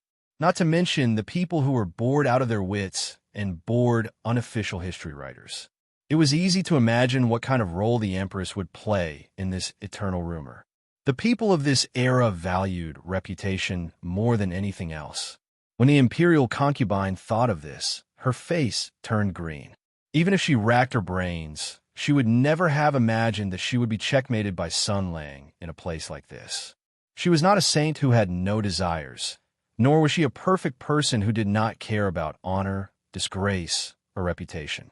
She had 7 emotions and 6 desires, but she also had weaknesses. Her motive for being enemies with Sun Lang was entirely because she was standing in the position of the emperor, and her standing with the emperor was not all because of the bullshit of deep love between husband and wife. She was empress. Only with the emperor would there be an empress. Her status and wealth were tightly tied to the emperor. Protecting the emperor was the same as protecting herself. Then the question was, now that she had encountered such a situation, if Sun Lang really wanted to go all out to deal with her, would she be able to withstand it? Would the emperor protect her? How to maintain it? Now that the matter of a complaint to the emperor was out, it would be useless no matter how the emperor tried to protect her. Damn it. What to do? Coward. Empress looked at Tianzai. Marquis Hongshan. She tried to keep her voice calm and even. You said it before. You said that you would make sure that this consort was safe. Sun Lang calmed down. Tianzai stood up to protect Empress. He advised, you can't act on impulse. If you file a complaint to the emperor, not only will it put Empress at the center of the storm, Shun Yaohua and even General Chao will also be disturbed. Things haven't reached that point yet. I think there must be a misunderstanding. Sun Lang's face was cold. Misunderstanding? What misunderstanding? Tianzai looked around and whispered, this is not a place to talk. There are too many people and I don't feel at ease. How about we go in and find a place to slowly talk? Sun Lang sneered. Does Empress dare to enter our courtyard? Empress obviously didn't want to enter. She had already suffered such a big loss in front of the door. If she entered Sun Lang's lair, who knew what would happen? However, if she retreated, Sun Lang definitely wouldn't let it go. If this madman really wanted to file a complaint to the emperor, then, just as she was hesitating, Tianxiang turned around and lowered her head. She softly said, Nyang Nyang, with this subject here, I will definitely ensure your safety. You can rest assured, Sun Lang, that bastard, won't dare to act recklessly. It's best to clear up this misunderstanding. Otherwise, as you can see, Sun Lang, this madman, can do anything once he gets angry. Empress couldn't help but feel a chill in her heart. This tactic of filing a complaint to the emperor was too cunning. Moreover, even if she went in, could the situation be worse than this? In broad daylight, in Sun Lang's lair, what would he dare to do to this consort? I want to see what kind of medicine he has in his gourd. With this thought, she said calmly, since that's the case, I'll give Marquis Hongshan some face. Tianzai said respectfully, thank you, Empress. Then, Marquis Hongshan turned around. Sun Lang looked up, and their gazes met. It's done. Chapter 11:10. Perfect coordination. Tacit coordination. Exquisite double act. And then it was done. Empress had come aggressively with the intention of denouncing him. But then she had been beaten by General Shinsei in a series of moves. She had been left panic-stricken and helpless, unable to advance or retreat. Then Tianzai had stepped forward bravely, and Sun Lang had played the side drum on the side. The white-faced and red-faced people had each sung a few lines, and the dizzy Empress had been fooled. Simple, easy, and pleasant. Sun Lang shot a glance at Empress's dignified and beautiful appearance, and inwardly sneered. Umph. It was only because he was full of righteousness and knew etiquette. Otherwise, according to this plot, the emperor's head would be covered in green. He stepped aside and stretched out his hand, saying, "Your Highness, please." Empress stared at Sun Lang and fell into silence. She had been thwarted by Sun Lang time and time again, and her heart was already filled with fear. When she thought about entering this bastard's lair and coming into close contact with him, she instinctively felt waves of panic. But she could not go in. After all, this guy was crazy. If he stubbornly went to complain to the emperor, causing an uproar in the imperial capital and even the whole world to know about it, then her reputation as Empress would be ruined. Empress had lived in the depths of the palace for a long time, so she had seen many schemes and schemes. There were many ways to fight in the Forbidden Palace, but only the heart was the most murderous. The word reputation was truly too important. If one wanted to establish a foothold in the palace and survive for a long time, the first thing one needed to do was to stay away from disputes and not be contaminated by the mortal world. Once one was involved in a disgusting matter, even if one was wrongly accused, it was useless. There are some things that one could not easily wash clean of once one was involved in. And Sun Lang wanted to destroy her heart. He wanted to drag the high and mighty Empress into a shocking court case. As long as the matter was blown out of proportion, it would mean endless troubles and future troubles. So she was terrified. She was afraid of that. She was afraid that her reputation would fall. She was afraid that her dignity would be damaged. She was afraid that the power in her hands would leave her. She was afraid that the people in the palace would lose respect for her. She was afraid that she would become the object of discussion and even a laughingstock. And Sun Lang seemed to be able to easily achieve this. His Majesty had no way to protect her. Yes, how could he protect him? Sun Lang had been jumping up and down in the capital for so long, and the emperor had no way to stop him. He could smash the Copper Sparrow Pavilion. He could perform a one-man show in the Imperial Ancestral Temple. He could roar at the court, and he could run amok in the Imperial Palace. If such a domineering minister wanted to sue the emperor, he would definitely be able to do so. As long as this imperial lawsuit was filed, everything would be over, regardless of victory or defeat, regardless of the process. Empress was like a noble, awe-inspiring, inviolable lady who had been pushed into a quagmire and beaten by an unscrupulous rogue. Even if the police came afterwards to uphold justice, even if someone helped in the middle, it would all be meaningless. Because her dirty and ugly appearance, covered in mud, would be firmly remembered by the spectators and would continue to be talked about for years, decades, or even decades. When she thought of this, her heart could not help but tremble. After all, she was a woman deep in the palace. She did not have the courage to die with the enemy, nor did she have the means to do so. It was understandable that she would temporarily admit defeat and compromise. Since Sun Lang had agreed to enter to discuss in detail, it meant that there was still room for negotiation. Empress quickly calculated in her mind. Although the other party was crazy, he was not stupid at all. He wanted to seek revenge from the emperor because of the old incident in the Great Bear Mountain. He would not do something strenuous and unrewarding for no reason. In other words, so that was it. He wanted to make a deal with me and find out some information? Fine, I will pretend to be polite with him for the time being and deal with this obstacle first. After thinking through the matter from beginning to end, Empress's fear in her heart gradually disappeared. She turned back and said, "I have some confidential matters to discuss with the general." "You wait here," Sun Lang heard her and said. "Wait, that won't do." "Why, do you still want them to listen by the side?" Empress frowned and said, "What do you mean, Grand Preceptor Crown Prince?" Sun Lang sighed and said, "Your Majesty, please allow me to report. I am very nervous. The political situation in the capital is extremely dangerous. After I returned to the capital, I could feel the deep malice coming from all directions. These days, I'm really sitting on pins and needles. I am trembling with fear, afraid that the evil enemy will find a flaw. Why is there so much malice? Don't you have any King idea in your heart?" Empress cursed in her heart. Her face became more and more impatient. So, Sun Lang said, "If your majesty enters my home alone, what if there's an evil reactionary force hiding in my residence? Taking advantage of my unpreparedness, they can suddenly attack and cut your majesty in half. Then wouldn't your majesty be wronged? Therefore, it is better to have more people." Before he finished speaking, the eunuch beside Empress shouted, "General, don't speak nonsense. Your majesty is the mother of the world and is revered by all people. Naturally, the heavens will protect you," Sun Lang suddenly said. "Then what about the matter with his majesty?" That pitiful eunuch was immediately tongue-tied.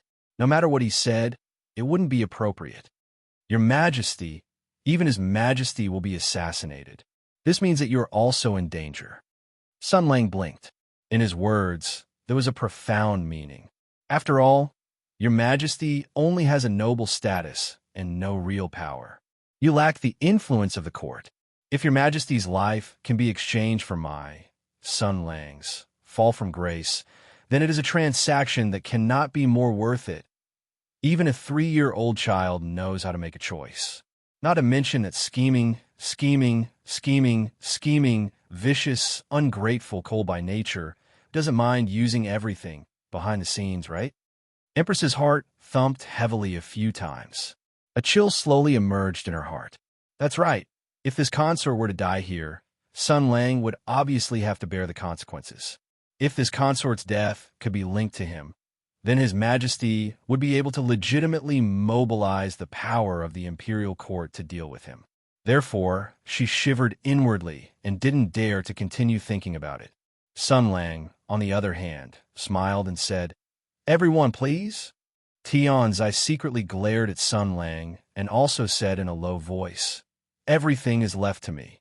Your Majesty need not worry." Empress's mind was in a daze. Her brain reacted even slower. She muddle-headedly stepped over the threshold. The eunuchs, female officials, and guard behind her wanted to follow, but they saw Sun Lang raise his hand to block them. An invisible wall of chi formed and agitated, blocking them. The eunuch beside Empress forced a smile and said, "General, you are," Sun Lang said with a smile. "His Majesty bestowed this large residence to me. A few days ago, he also gave me the Copper Sparrow Pavilion. For his sake, I won't accept Empress's gift. However, such a large group of people came to visit me, a first-rank general of the court, as guests. Furthermore, you came to my new residence as I moved. You didn't even give me a bribe. Isn't this a bit too arrogant? As a minister from outside the court, you actually asked for a bribe from the inner court. Aren't you a bit too arrogant? What kind of world is this? We're the ones asking for a bribe. As ministers, you have to bribe us. We can talk to the nobles in the palace. If there is any trouble, we can send a message in advance." Sun Lang didn't care about their angry expressions. He waved the stack of paper in his hand and said, "If you don't have money, you can write an IOU. Everyone 10,000 taels. Thank you for your patronage.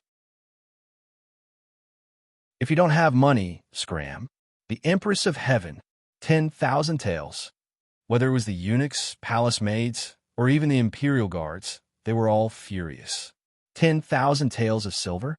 The monthly allowance given by the Dark Palace couldn't be save this amount in a lifetime.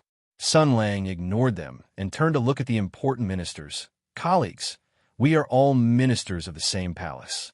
Today, I, your brother, am moving to a new residence. You can't just bring your faces here, right?" This brat, what did he say? When Xiaoshi, one of the 3 orphans, said, "As ministers of the same palace, we should congratulate each other on moving to a new residence. We should be friends, and we should be friends. However, this amount of 10,000 taels, isn't it?" Sun Lang laughed and said, "Su Lao Tai, you really like to joke. You are an important minister of the current court and a respected minister. How can you be compared to the servants in the palace? I only want 10,000 taels of silver. Isn't this slapping your face? Damn it, this brat came to beat people up." The minister said angrily, "This old man is a first-rank official and also has a title. My annual salary, including Shijing, is not even 2,000 taels of silver. You," Sun Lang waved his hand and said, "Brother, you're bullying me again because I'm not well educated. Other than Bao Shiren, that kind of idiot, who else relies on their salary to make a living? Just look at you, Brother Su. How much land do you have in the countryside? How many industries do you have in your clan? How many businesses do you have in the capital? How many businesses do you have in your family? How many businesses do you have in the capital? Let's not even talk about these things. Usually, when you write or draw, there will be merchants with high artistic attainments willing to pay a high price for it. Before he finished, Su Laotai flew into a rage out of humiliation and rushed through the door. 10,000 taels of silver. Take it or leave it. Sun Lang muttered, stingy. Hey, what about you? Take it or leave it. I want to discuss some important matters with Empress. If you don't want to listen, then forget it. How could they be willing to get entangled with Sun Lang after seeing what had happened? They all pinched their noses and admitted their debt. Bleeding for no reason, they were very unhappy. They stepped through the door with an unfriendly expression. Sundagu naturally welcomed them with a smile. When he turned his head and saw that the palace servants were about to make a move, he immediately changed his expression. What are you looking at? If you don't have money, squat on the side. If anyone dares to barge in, break their crutches with a thick stick and throw them out. A moment later, a few eunuchs showed grief and indignation. Pay up. Don't put on such an expression. You're a guest in my house. Smile for me.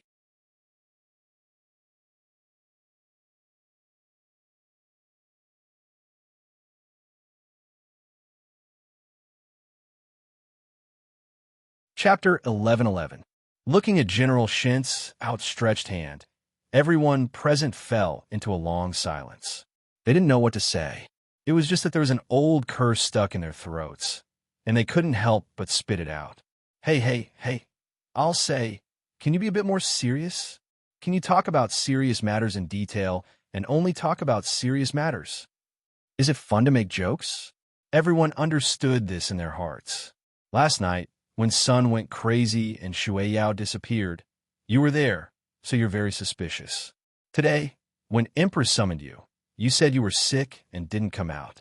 You teamed up with Tian Zai to set up a trap and coaxed Empress into your house.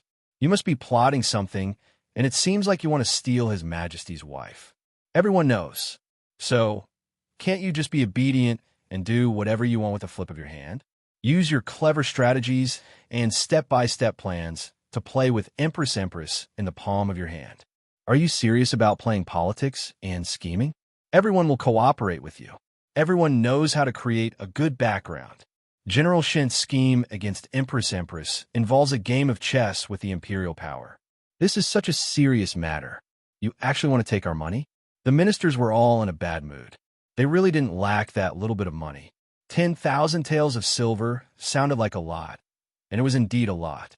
It was enough for 100 ordinary families to live on for 20 years. If the commoners had this much savings, they could be considered wealthy families.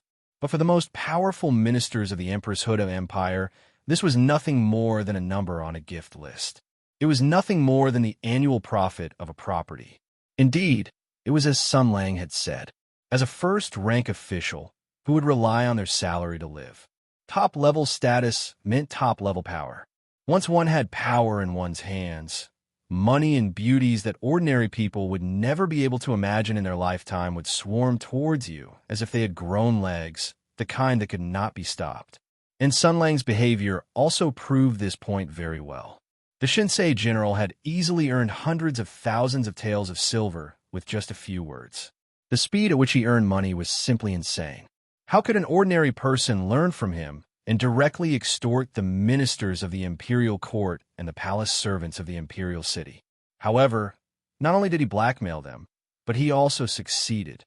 He had dozens of IOUs in his pocket, and he didn't even need their fingerprints. He wasn't afraid that they would go back on their word.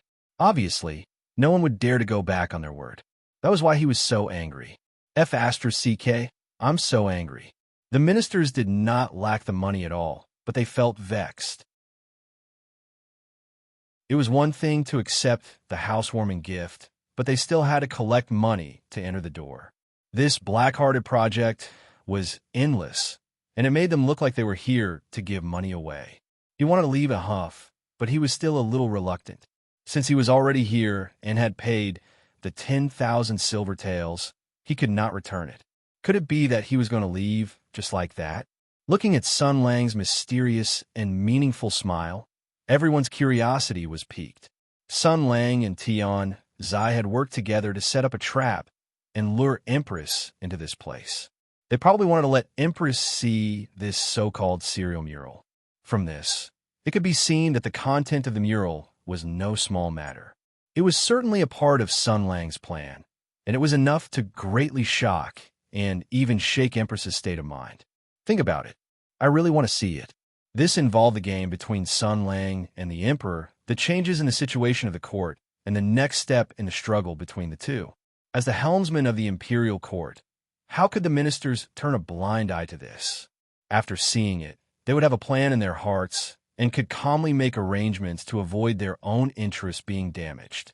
Of course, this was only the thought of some of them. The other group of people were alarmed. Damn, could it be that they had been tricked by Sun Lang again? If the content of the mural was rather explosive 404 related, such as some extremely secretive big news that the Emperor would kill anyone who saw it, then if they foolishly went to see it, wouldn't they be foolishly tied to Sun Lang's chariot? The most King amazing thing was that they had actually spent a large sum of money to go there themselves. In the future, even if they wanted to cry out for injustice, they would have no place to go. For example, if you said you were wronged, then Sun Lang would not leave the house. Was it you who decided to go visit him? Sun Lang said that you had to pay to enter the door. As a first-rank minister, your annual salary was no more than 2,000 taels. You would rather spend 5 years of your salary to enter. Was it you? You had to pay to see the mural. Were you really that greedy? Something like that. Cunning, very cunning. Therefore, this group of cautious people had the thought of retreating. Damn it, this old man was a first-rank official in charge of the important weapons of the country. He had students all over the country. His position was high, and even the emperor had to treat him with respect. Why should he get involved in this mess? Su Xiansun, the young master of literature, was the first to speak. This old man came with the empress today to visit the general of divine strategies. Now that I see that the general of divine strategies is in good health and his complexion is rosy, my hanging heart is finally at ease. This old man is already old. After walking for a long time, I am quite tired. I will take my leave first. A few people who were suspicious and did not want to get involved in this mess also agreed. Sun Lang was stunned and said, "Sirs, you don't care about the matter of the Sun Radiant Swordmaster and the Water Radiant Swordmaster?" Only then did everyone suddenly wake up and remember the original purpose of this trip. However, looking at Sun Lang's innocent appearance, the anger in their hearts burned fiercely. You still remember the King business? Young Master Su put on a fake smile and said, "How can we discuss the national affairs in a private residence? This matter needs to be discussed in the court. There is a place in the Privy Council of the palace to rest. This old man will go and rest for a while. When the private affairs between General Shansei and Empress are settled, we can discuss it again." Sun Lang immediately turned to Empress and said, "Empress, Lord Su is mocking us, saying that we can't distinguish between public and private affairs. Lord Su thinks that the conflict between us should be solved fairly and openly. If there is a misunderstanding, it should be discussed in the court. For example, I think that Empress is wrong to force the Water Radiant Swordmaster Shun Yaohua to stay in the palace. Lord Su thinks that we should not explain clearly and resolve the conflict here. He thinks that I should bravely complain to the Emperor and let His Majesty and the officials decide this matter." Lord Su was blamed in the blink of an eye. He said angrily, "I didn't." Although Empress knew that Sun Lang was up to no good, women were emotional creatures. She was already very annoyed by Sun Lang's threat of complaining to the Emperor. When she heard this, she was very unhappy. Even the way she looked at Lord Su became a little unfriendly. She was obviously a little unhappy. As the saying goes, kill the chicken to warn the monkey.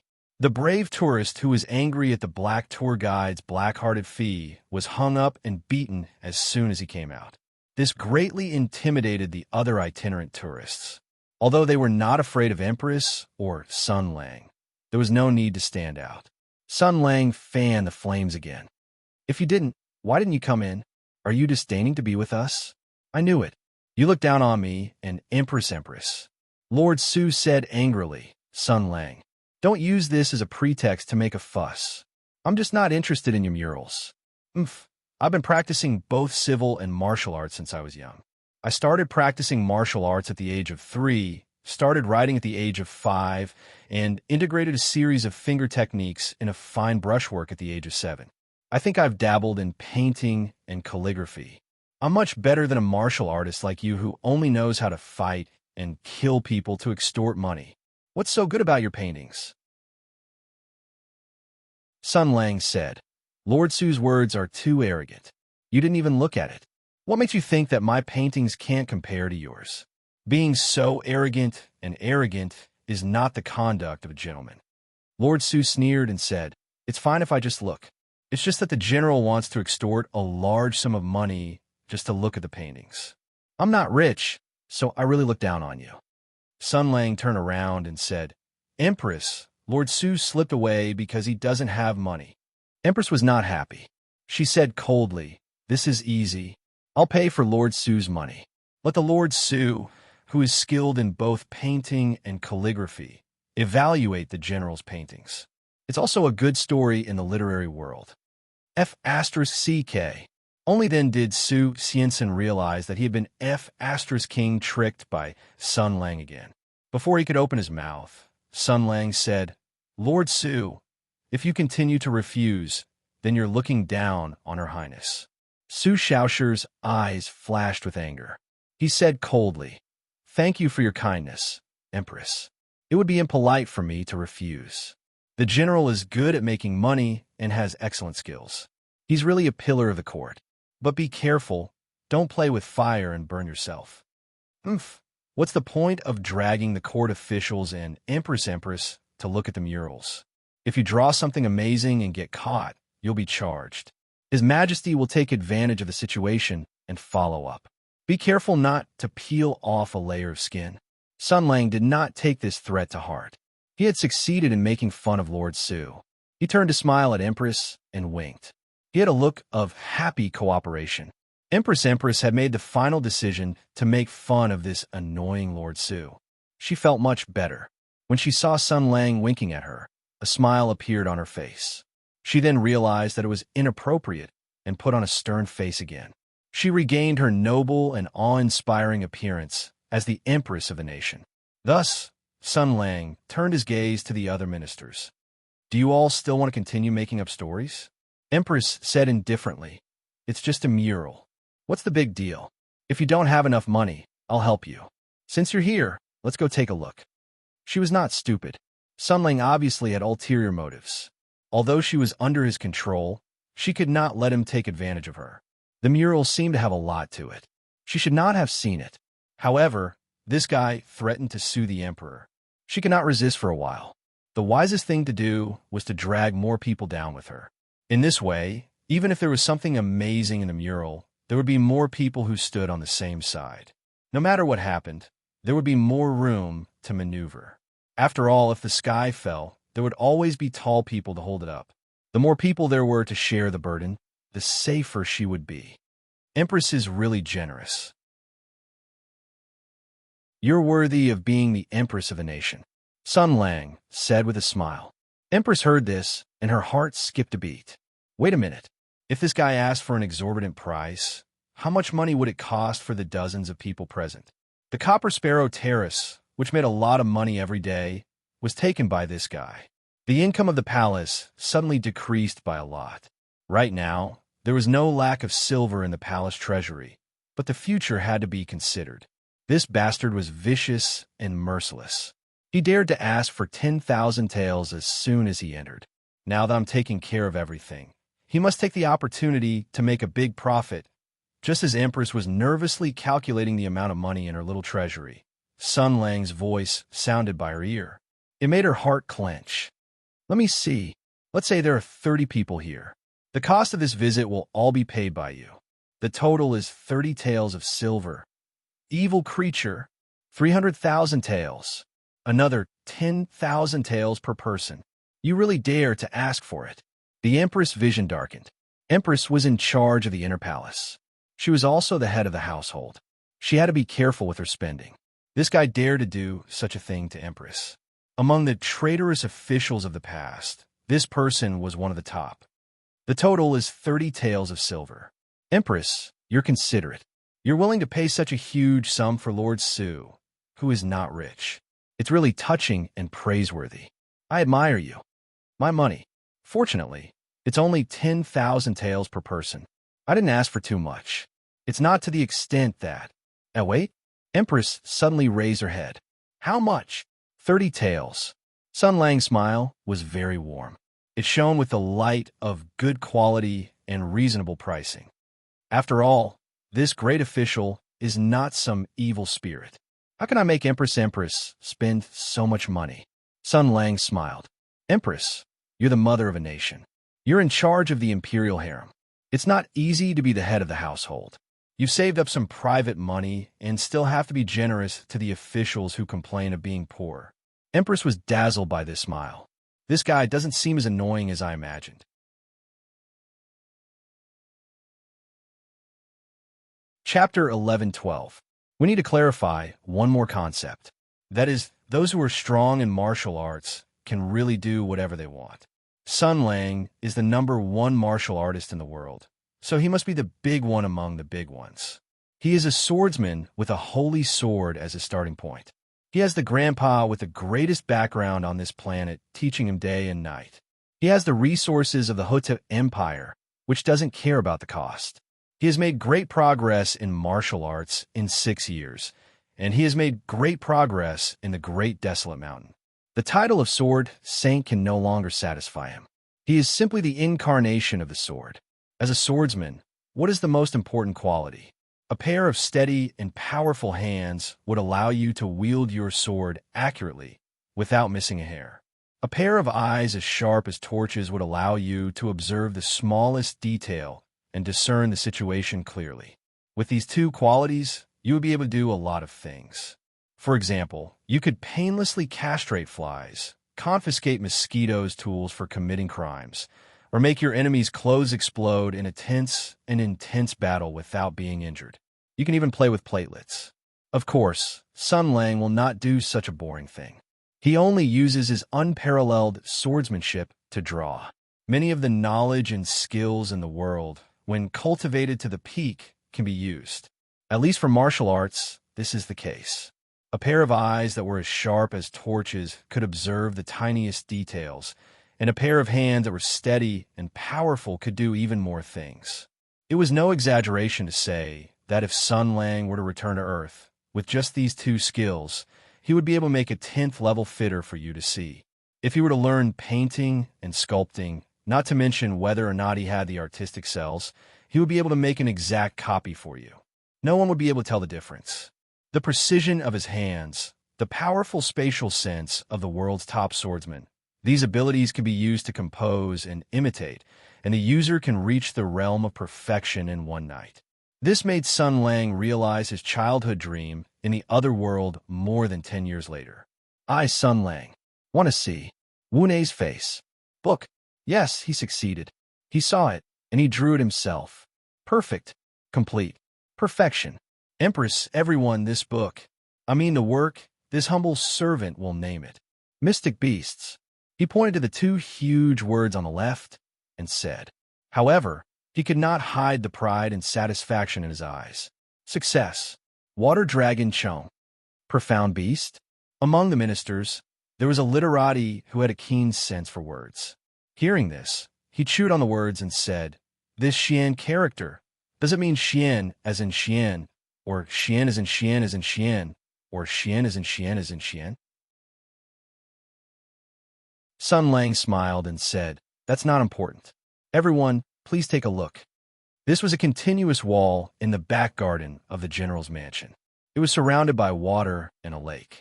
Willows were planted there. There was a pear blossom courtyard in the distance and a catkin pond nearby. Even a plain place could show off a rich and graceful atmosphere. When everyone heard this, they all narrowed their eyes, perked up, and looked carefully. He was a little excited.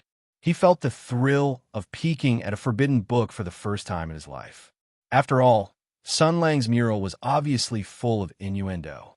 Everyone wanted to see what kind of shocking content this guy had to publish. After taking a closer look, everyone was stunned. After all, it was a backward feudal country. Whether it was the aesthetic level or the depth and breadth of cultural development, it could not be compared with modern Earth. The best-selling picture books in the empire were the erotic pictures. The illustrations in the novels were also very rough and bold. There was no concept of human proportions in otaku social security at all. Therefore, when people saw the otaku style that was specially created to charm otakus, it was easy to imagine the impact they would receive. The literati, led by the young Master Lord Su, were proficient in painting and calligraphy. They were true masters of literature and painting. At a glance, they could see that Sun Lang's brush strokes were soulless. In layman's terms, it was full of craftsmanship and had no artistic value. After all, it was Sun Lang who drew it according to the impression in his mind. However, their faces were full of disdain, but their eyes were honest. This painting is really big.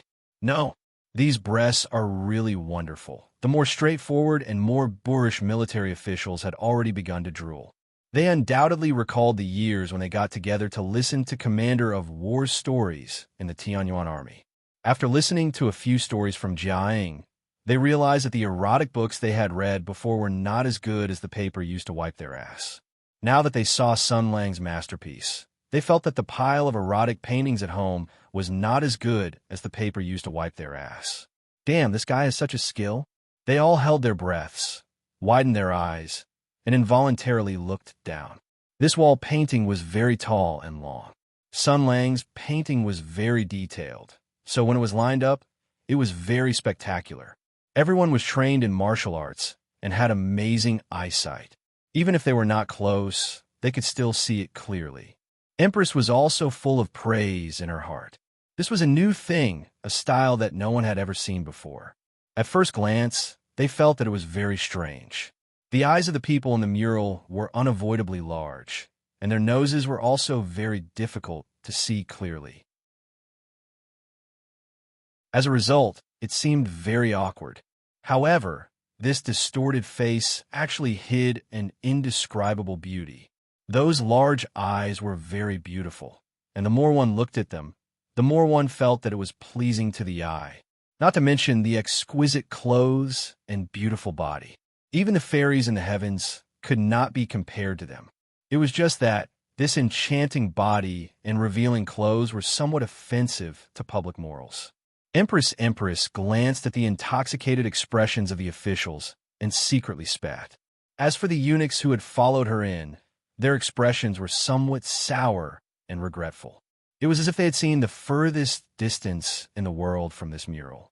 In short, after experiencing the initial shock and amazement, everyone quickly entered a state of mind. They had never seen such an exotic style of painting and the ingenious way of telling the story with words. All of this was so fresh that it involuntarily attracted everyone's attention. They could not wait to continue reading. The beginning of the mural explained the background of the story and the relevant plot. The classic confrontation between good and evil, the imminent war, was easy to understand and easy to immerse oneself in. The light side was extremely bright. It was a group of beautiful women with different styles. There was a mature female general who had not yet died, a valiant princess, an innocent little girl with strange strength, a devout female leader of the Xianmen Taoist sect, a famous female leader of an escort agency, and a reincarnated goddess of the present age.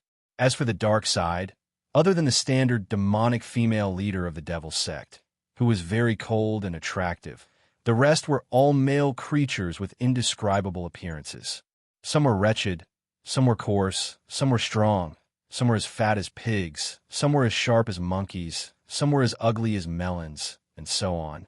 They all had the same temperament, revealing the thirst of a male dog in heat. They looked even more villainous than the villains. In short, light and darkness, pure and beautiful girls and vulgar and despicable men. One side stood awe-inspiring and inviolable in the clouds.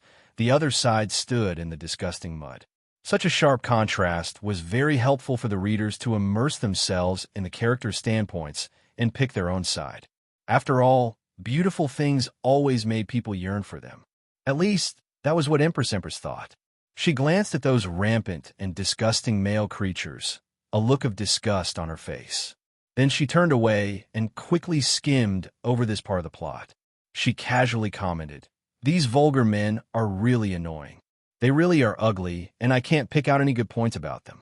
The general's drawings are so vivid and lifelike. Meanwhile, the men's expressions were very strange."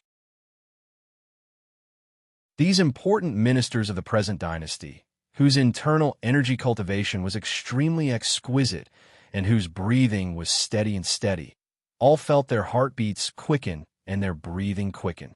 Unlike the relatively pure Empress, they could see some clues with their male instincts. Moreover, they knew Sun Lang's character very well. On one side, there were pure and flawless beauties with fiery and seductive figures. On the other side, there were unbearably coarse, disgusting, and vulgar men. There was going to be a war on both sides. Mother F***er, you can imagine what would happen. So, I'm so F***king excited. And the eunuchs also saw some clues, so their expressions became even more miserable. The story continued.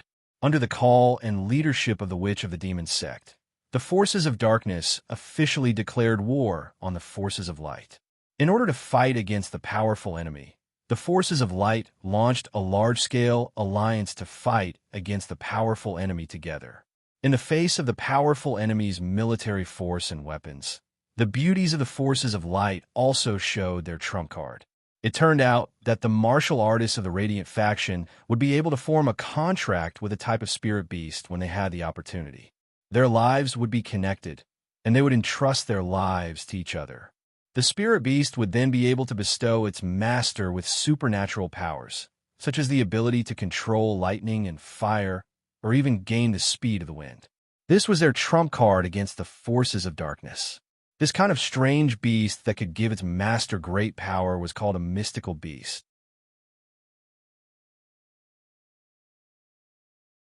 Chapter 11:13. These Xian beasts were quite similar to the Imperial Army.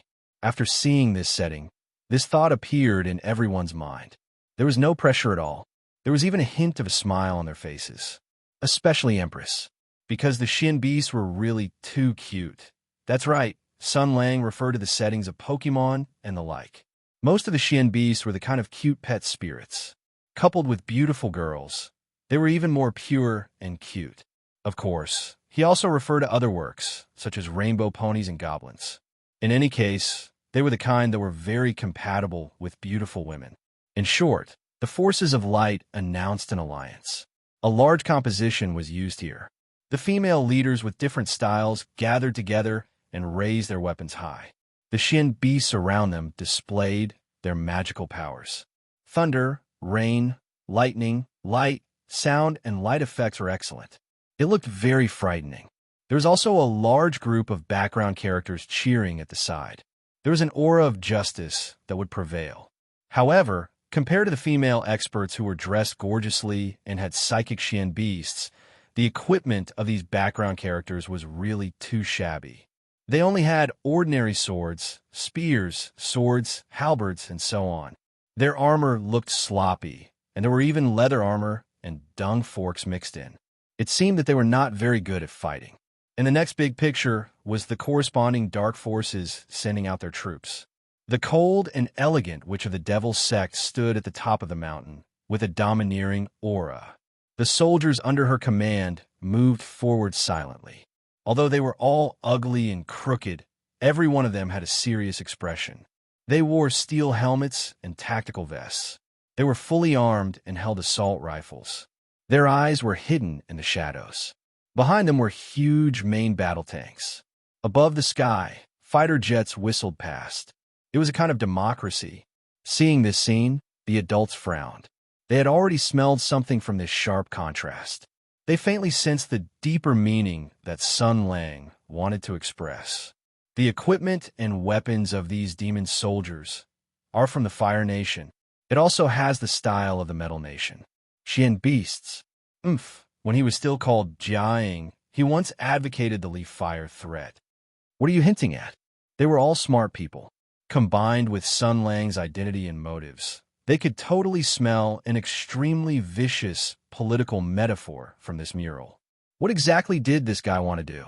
Facing the gazes directed at him, Sun Lang only stood with his hands behind his back, smiling without saying a word. All kinds of guesses flashed through everyone's minds, but they were attracted by the story and couldn't help but continue watching. Amidst the wind and rain, light and darkness officially declared war. Troops and horses were mobilized, blades were pointed at each other, and the curtains of the first great battle soon opened, a rather emotional depiction of the war. After all, the chief painter was General Shunsei, the most capable professional soldier on this planet. He had experienced many battles and bloody battles. Across the entire world, there were very few people who could stand shoulder to shoulder with him. The war scenes drawn by such a person were not only very convincing, but also very visually impactful. It was a clash between light and darkness. The soldiers of the Dark Forces were extremely ferocious. They had advanced tactics and excellent weapons. Not only were they highly trained, but they also had a strong desire to destroy and plunder. Their will to fight was extremely firm. And on the side of light, there were mystical beasts. The young girls who had formed contracts with mystical beasts turned into killing machines. The bullets were deflected, and the shells were dodged. The shockwaves and shrapnel almost couldn't hurt them at all. The elite mystical beasts attacked the enemy's military formation, destroyed the heavy artillery, and beheaded the commander. No one could stop them. The battle between the two sides was in a stalemate, but the outcome was slowly decided. The army of the Dark Forces couldn't stop the powerful mystical beasts at all. In the end, they issued the order to retreat. The heavy artillery fired smoke bombs as cover, and the chariots brought up the rear. The infantry rode on the armored vehicles and helicopters and quickly retreated. The fighter jets patrolled the sky and reported the situation of the battlefield. It was an orderly and powerful retreat. The side of light won the first battle, but it was a Pyrrhic victory.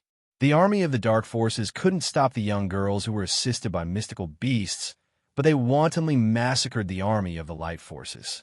How could swords, spears, swords, and halberds resist guns and cannons? It was simply a one-sided massacre. Compared to the awe-inspiring might of the young girls, the performance of the Army of Light could be said to be inferior. If they weren't running away and crying, then they were about to run away and cry. Their tactics were outdated, their equipment was outdated, and their training was outdated. They couldn't do anything on the battlefield and had to rely on the mystical beasts for protection. The role they could play was extremely limited. Their daily training was of no use on the battlefield where artillery fire filled the sky.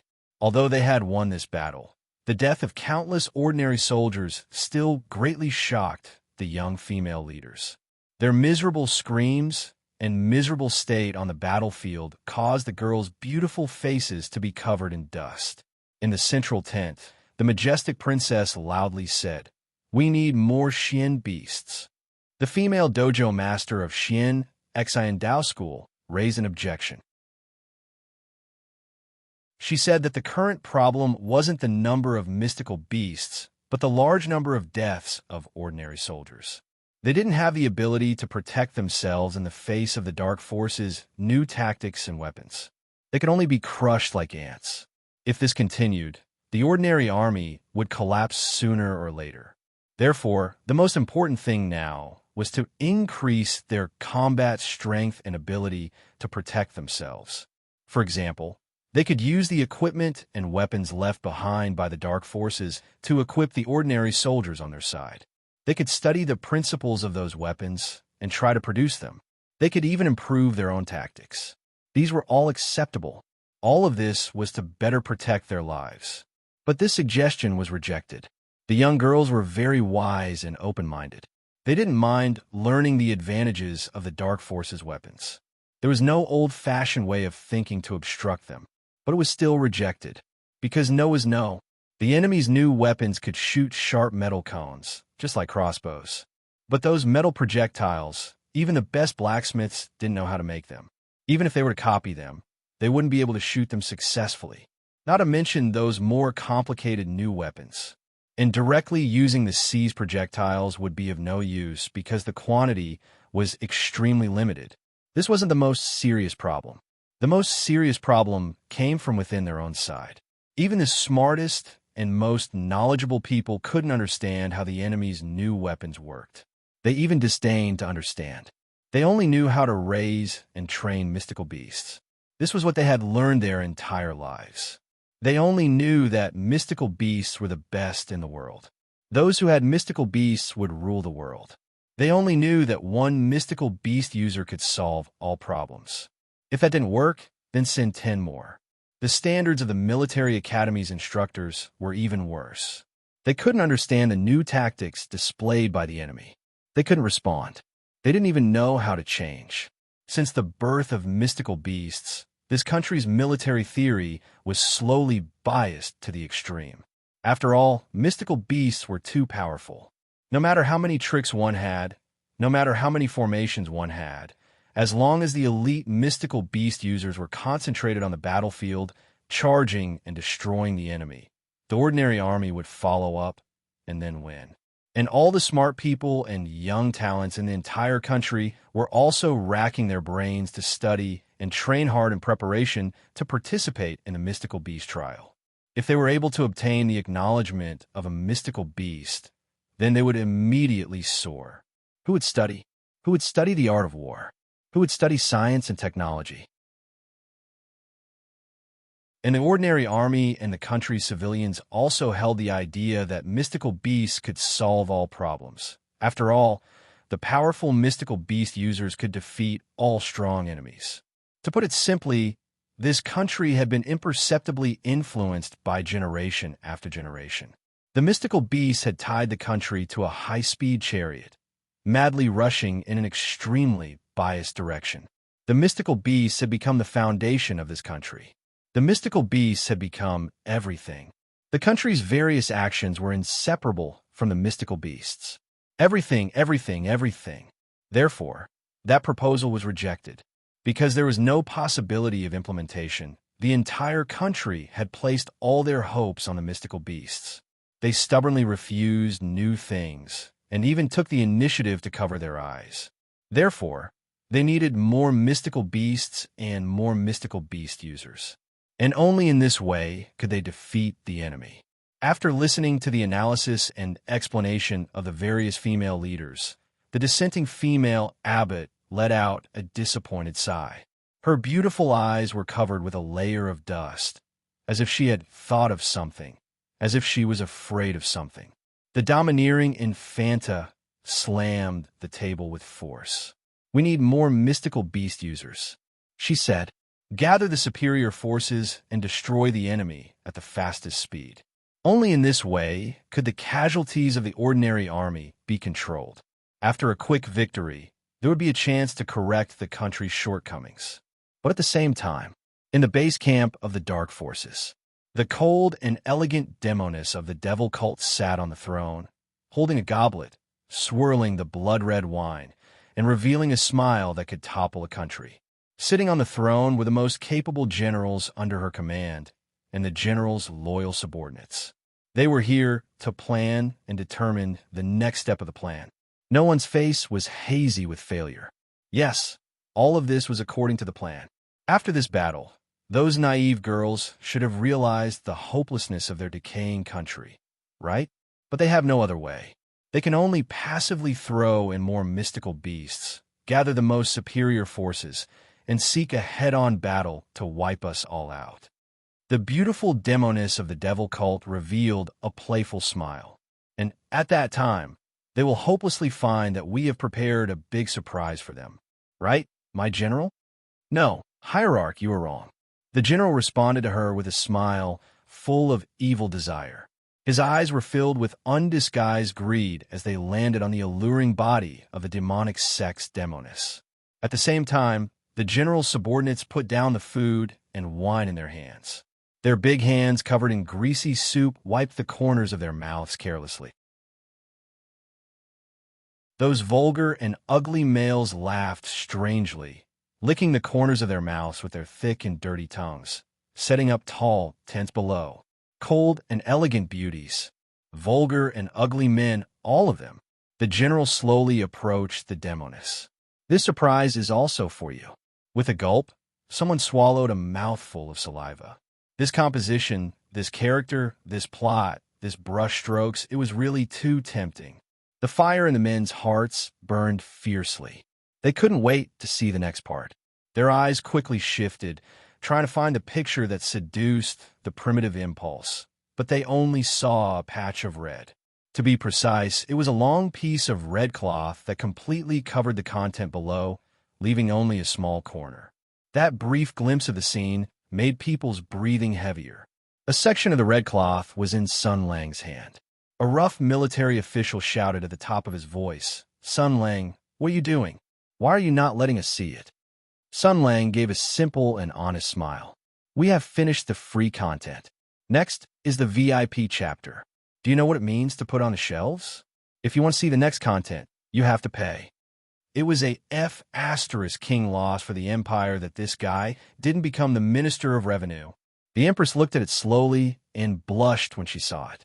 She reprimanded, "What are you drawing? It's unsightly." Sun Lang spread out his hands. "I'm trying to show that the dark forces are crazy and don't recognize their own family. They treat betrayal as a common occurrence and have no sense of propriety, justice, integrity, and shame. It highlights their despicable cruelty. Sirs, don't you agree?"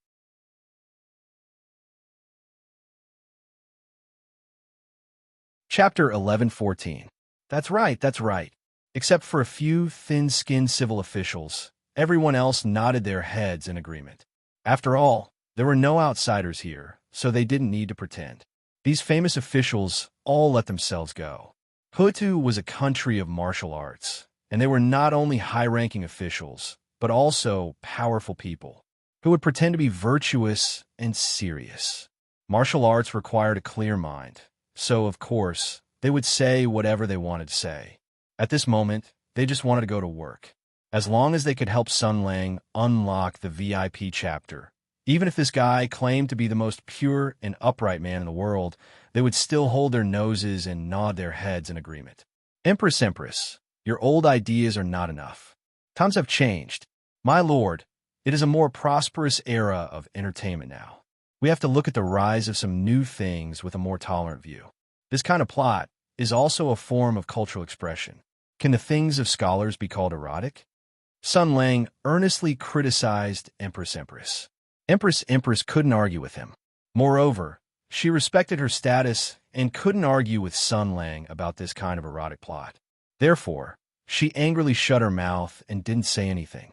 Therefore, General Shunsei turned to the senior officials, and each of them took out another 10,000 taels of silver. This is to support cultural creation. Don't be so sad. My lords, you have witnessed the birth of a new form of creation. This means that a new culture is sprouting.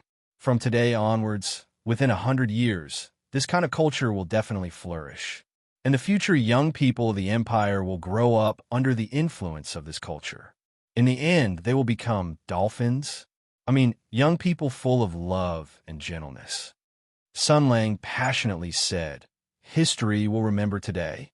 History will record today. People in the future will know that today, in General Shin's residence, right here, that's enough. I don't want my name to go down in history because of this." However, the payment was finished. Everyone paid the money with a gloomy face. This time, the majority led the minority. Even if there were people who didn't want to pay, they still chose to pay under the gloomy eyes of the majority. "Okay." After receiving the money, Sun Lang said with a warm smile, "Warm reminder, this chapter has been successfully subscribed."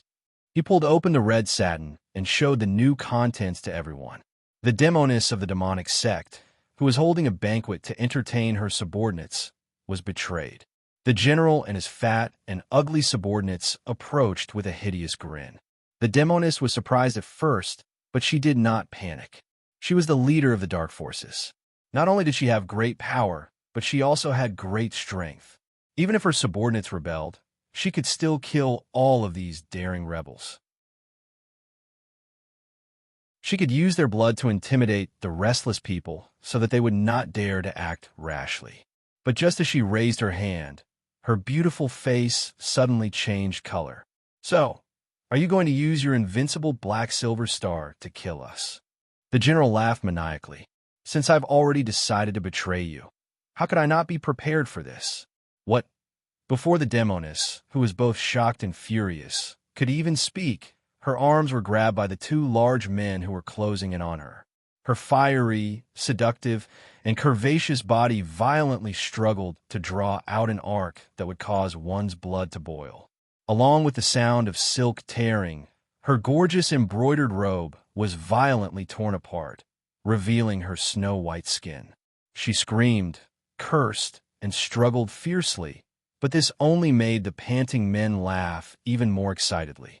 The two ugly men even stretched out their pig-like fat faces and licked the demoness' beautiful face with their disgusting saliva dripping from their tongues.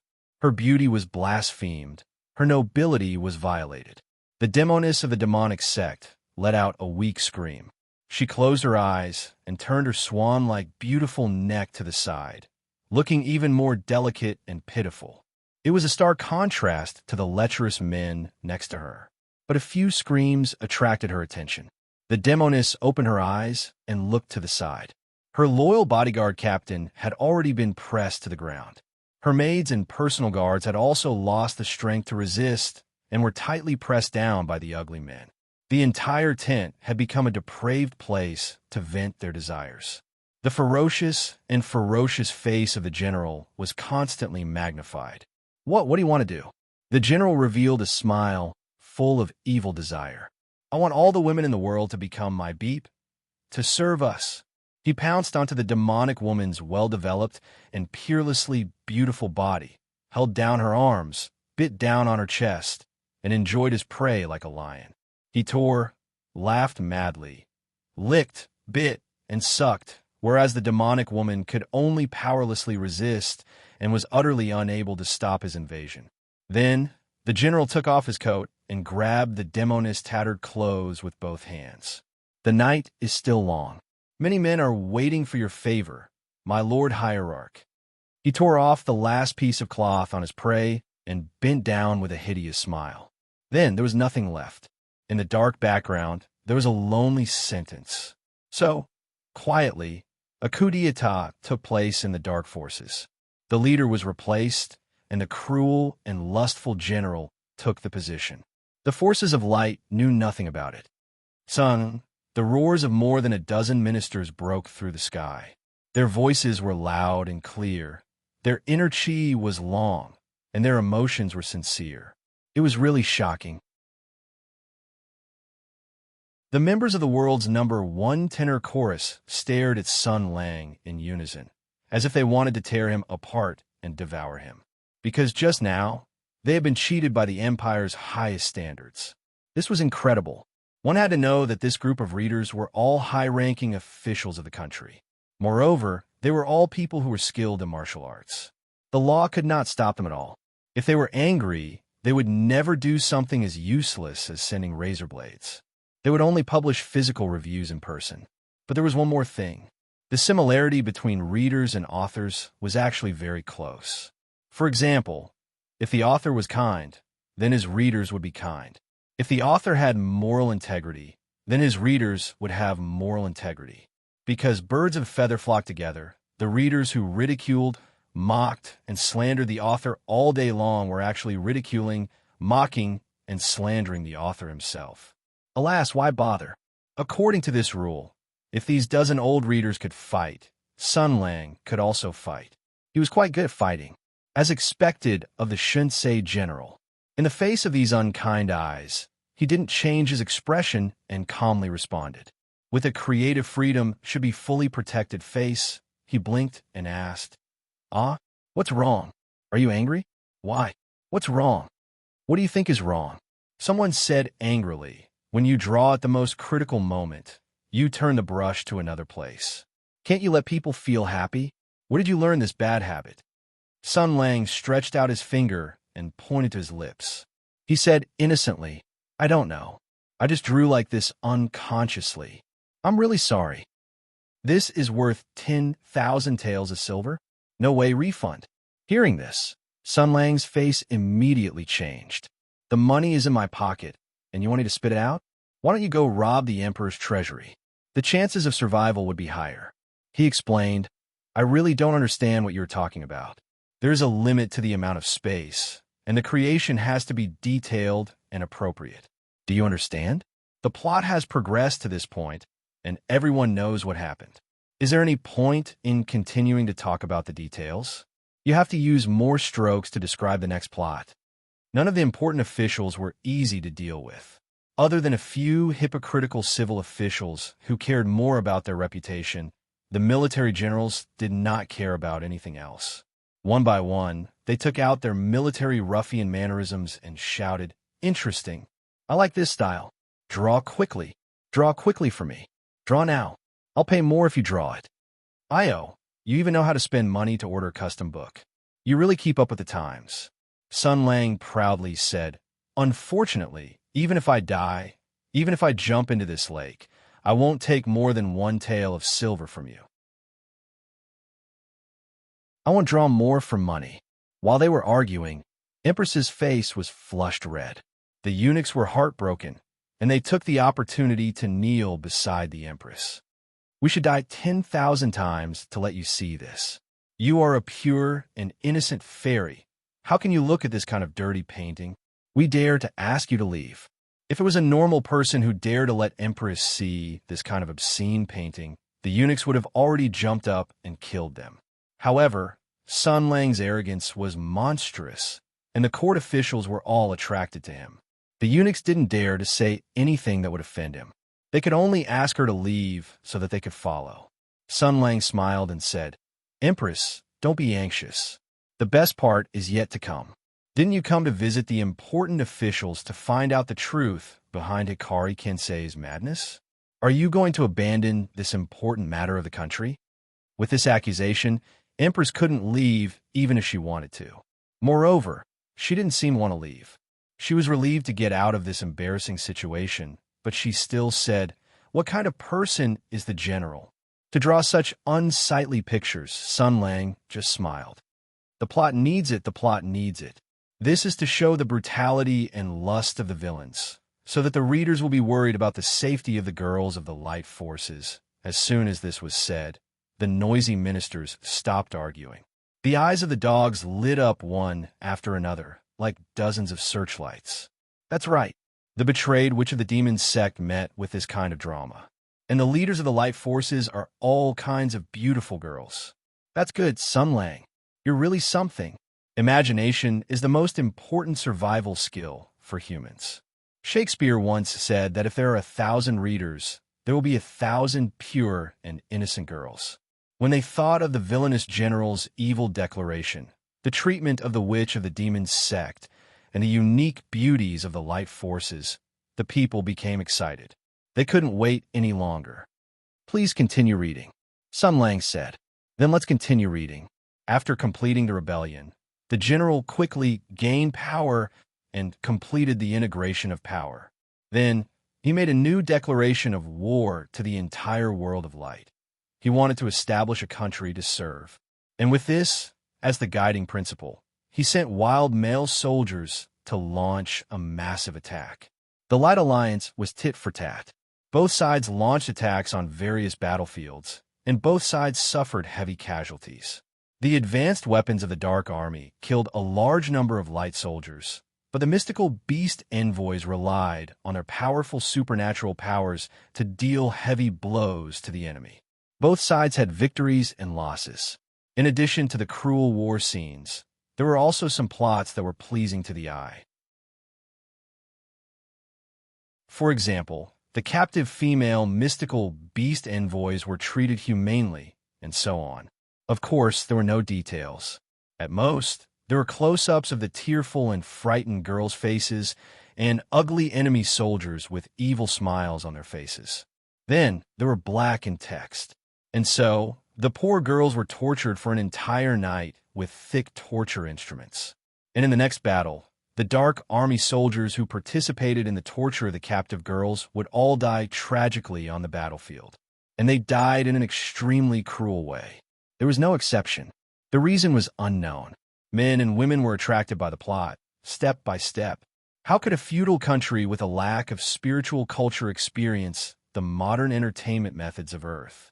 In addition to the intense battles, the fate of the young female leaders of the light forces also affected the readers' hearts. Sun Lang would arrange moments of benefit from time to time. There were even plots where the young female leaders were defeated and almost captured. The process was very exciting and nerve-wracking. The plot progressed steadily, until one of the military strategy meetings, the princess proposed a battle plan. Release a large number of tactical deceptions, secretly dispatch elite troops, and concentrate a strong army that gathered several of the strongest mystical beast envoys, a large number of elite mystical beast envoys, and elite troops. Seek a decisive battle with the enemy's main force. Destroy the enemy's command center in one fell swoop, behead the enemy's leader, and end the war as soon as possible. This proposal was approved, and the place chosen as the final battlefield was a stretch of mountains.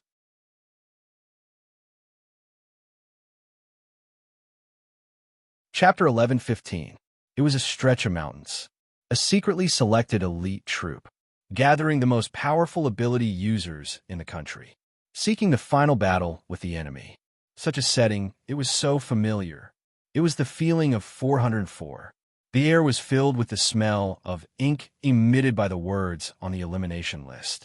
Everyone fell into a strange silence. For a long time, no one said anything. The previous plot, full of hints and extremely erotic pictures, had been extinguished in silence. This was not the luxurious social security car driven by the sex expert, Professor Sun, but the kind of express train that rushed to the Meridian Gate. The door was welded shut. Silence, speechless silence. No one said anything. The Imperial Court's generals, the martial arts hall's elders, the leader of the civil society, and Empress were all silent. The eunuchs in the palace who could call the wind and summon the rain showed their true colors. They lowered their eyes and did not say a word. They had strong martial strength, but their bodies were trembling slightly. The difference between the inside and outside of the palace was like heaven and earth. The top eunuchs could be compared with the ministers of the outside court in theory, but in reality, they could not. Their honor and favor came from the royal family. They were the servants of the emperor. How dare they get involved in the ultimate confrontation between the power of the minister and the monarch? Encountering injustice, the commander of war returned to the capital angrily. He did not compromise, lower his head, or exchange benefits. Instead, he announced to everyone the only reason he came back. He did not hide what he wanted to do. In contrast, the eunuchs who were wronged could only grit their teeth and bear it. They did not refute or defend themselves. They only hoped that their master would remember their grievances after his anger subsided and compensate them another day. They were so pitiful that they did not dare to read the rebellious story. What? Sun Lang's voice broke the strange silence. He shook the red cloth in his hand. The content of the next chapter was hidden in the bright red. The red was eye-catching, as if it had been soaked in fresh blood. It would not turn black, nor would it fade. You are all outstanding people of the present age. You have a firm martial heart, firm bones, and indomitable spirit. You know the way of the monarch and minister, and you also know the principle of righteousness. General Shinsei smiled and said, I don't know if you have the courage to continue reading. No one answered his question. The silence seemed to imply rejection. Sun Lang was obviously using the mural to hint at the story of the Great Desolate Mountain. The content must be earth-shattering.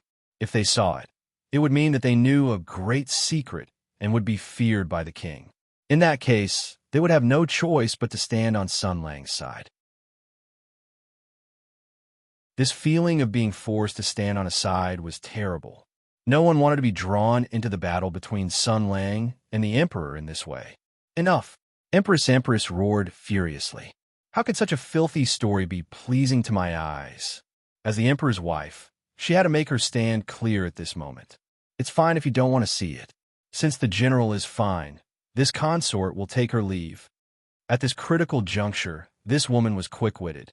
She keenly sensed that the important officials of the court were also in a dilemma. They held high positions, were respected by the emperor, and were admired by the people. They could clearly stay out of this matter, but who would be willing to be involved in such a dangerous battle? Since these people cherished their reputation, it meant that Empress was on the same side as them. No one wanted to continue watching. No one wanted Sun Lang to remove the veil of shame between the emperor and the great desolate mountain. They were like wishful children, thinking that if they covered their heads with a blanket, they would be able to block out the ferocious monsters that were approaching from the outside. Running away was shameful, but it was useful. Thus, Empress immediately sought help from the crowd. Everyone, the general was frightened last night and worked hard. Right now, he needs to rest. The one who needs to rest is not me. It's everyone here. You seem to have forgotten one thing. You are ruling the country for the sake of the people, and not for the sake of His Majesty. Although it is the emperor who has given you great power, what you need to be responsible for is the people and the country. You have even forgotten this kind of thing. In the face of a big matter, you take shelter. In order to protect small benefits and forget righteousness, you have become the people you used to hate the most. Sun Lang. The more Shunsei expanded his attack, the more courageous Empress became. This meant that her potential allies would continue to increase. At least for now, she would win a large amount of support. Thus, she sternly scolded, "You drew such an unfathomable and treasonous thing. You insinuated and fabricated rumors in order to discredit the emperor and talk about the country. If this gets out, the people of the world will not forgive you." Sun Lang indifferently said, Empress really has the ability to predict the future. You didn't even see what I drew. If you have this ability of divination, why don't you see what your husband has done? You are impudent. Sun Lang coldly laughed. Since Empress has said so, then I will be impudent again. This chapter is free. Everyone watch carefully. The red clouds rolled and the cloth fell, revealing the snow-white wall underneath. Some immediately closed their eyes, some suddenly turned their heads, some turned around, some covered their eyes, and there were even some eunuchs who lowered their heads and ran away. The moment the red cloth was taken off, all sorts of ugly scenes that made people laugh endlessly quietly took place. Only a few people calmly stood. Sun Lang's mocking laughter echoed through the garden. At the same time, there were a few cries of alarm. Thus, those who had closed their eyes slowly opened a sliver, and those who turned their heads slowly moved back. The wall was clean, and there was nothing on it. After letting out a sigh of relief, anger naturally began to grow. Everyone had clearly been played by Sun Lang again. After all, he didn't dare to provoke public anger. Quite a few people thought to themselves. After all, publicly exposing the secret of the great desolate mountain was the same as forcing these heavyweights of the imperial court to immediately take sides. Although it could greatly damage the emperor's prestige, it would also offend at least 2/3 of the imperial court's power. Normal madmen would not dare to do such a thing. Everyone, do you think that I, Sun Lang, am cowardly and afraid of trouble? Sun Lang said softly, Wrong. The most brilliant method of creation is to leave blank space. Although magnificent words and beautiful images are good, they are impressions that the author imposes on the reader. The reader's own imagination is their own spiritual delicacy. I don't need to draw what happened next. I don't need to draw how the Xian beast envoy lost. I don't need to draw what happened on the battlefield. I don't need to draw the leader's endings, because you've already guessed it. You already know what I want to express. Yes, I'm very sure. Because you don't dare to look, you don't want to look, because you're smart people. You've already understood, but you're like ostriches. You don't dare to look, you don't dare to think, you don't dare to risk universal condemnation to say no. You don't even dare to think, don't dare to consider the possibility that I've explained. Empress said coldly, That's because Sun Lang interrupted her. In his own words, the Xian beasts are a metaphor for the Imperial Army.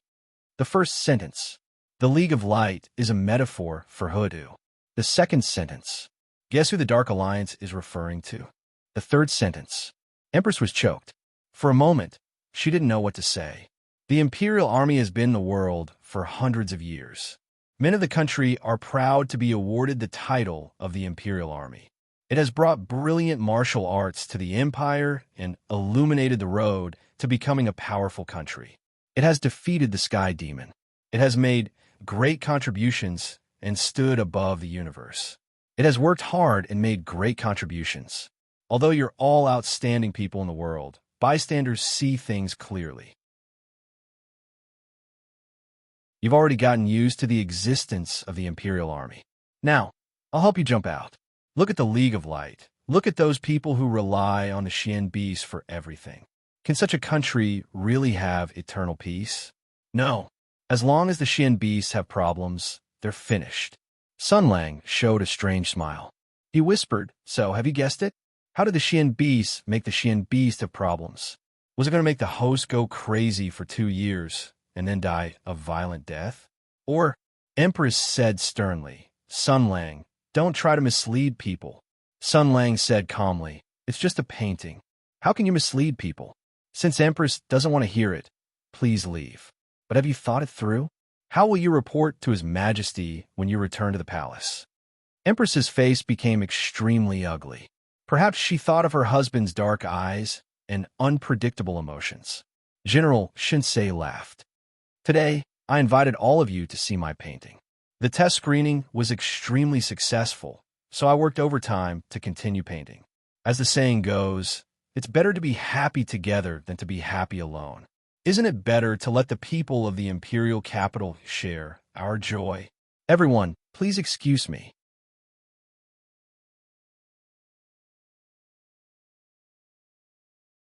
Chapter 11:16. Everyone's expression changed again. Everyone immediately understood Sun Lang's scheme. This was a trick from Earth, and it was an open and above-board scheme. It was called a culture war. Through the export of soft culture, it would subtly influence the target's concept and achieve the goal of brainwashing. It would make the target agree more with the worldview and ideas conveyed by one side.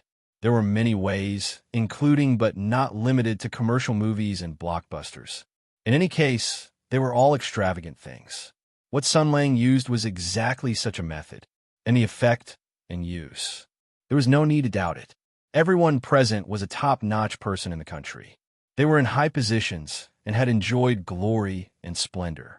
What kind of fun had they not seen before? But in front of this unique style of work, they couldn't help but be immersed in the story. They almost fell for Sun Lang's evil trick. If the top-notch people in the country who were rich and had broad horizons were like this, then what about the others?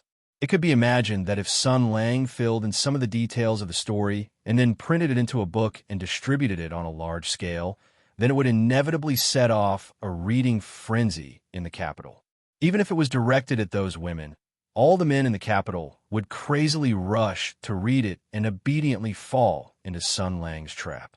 Everyone was very sure of this point, because this Jinling virgin chicken was best at telling dirty stories. Back then, the military storytelling sessions were almost full. In just a month, Jia Ying's name had spread throughout the entire 6 armies. Whenever a soldier mentioned him, they would show an expression of admiration and admiration. Now that he had even drawn a picture, its power would definitely be far greater than before.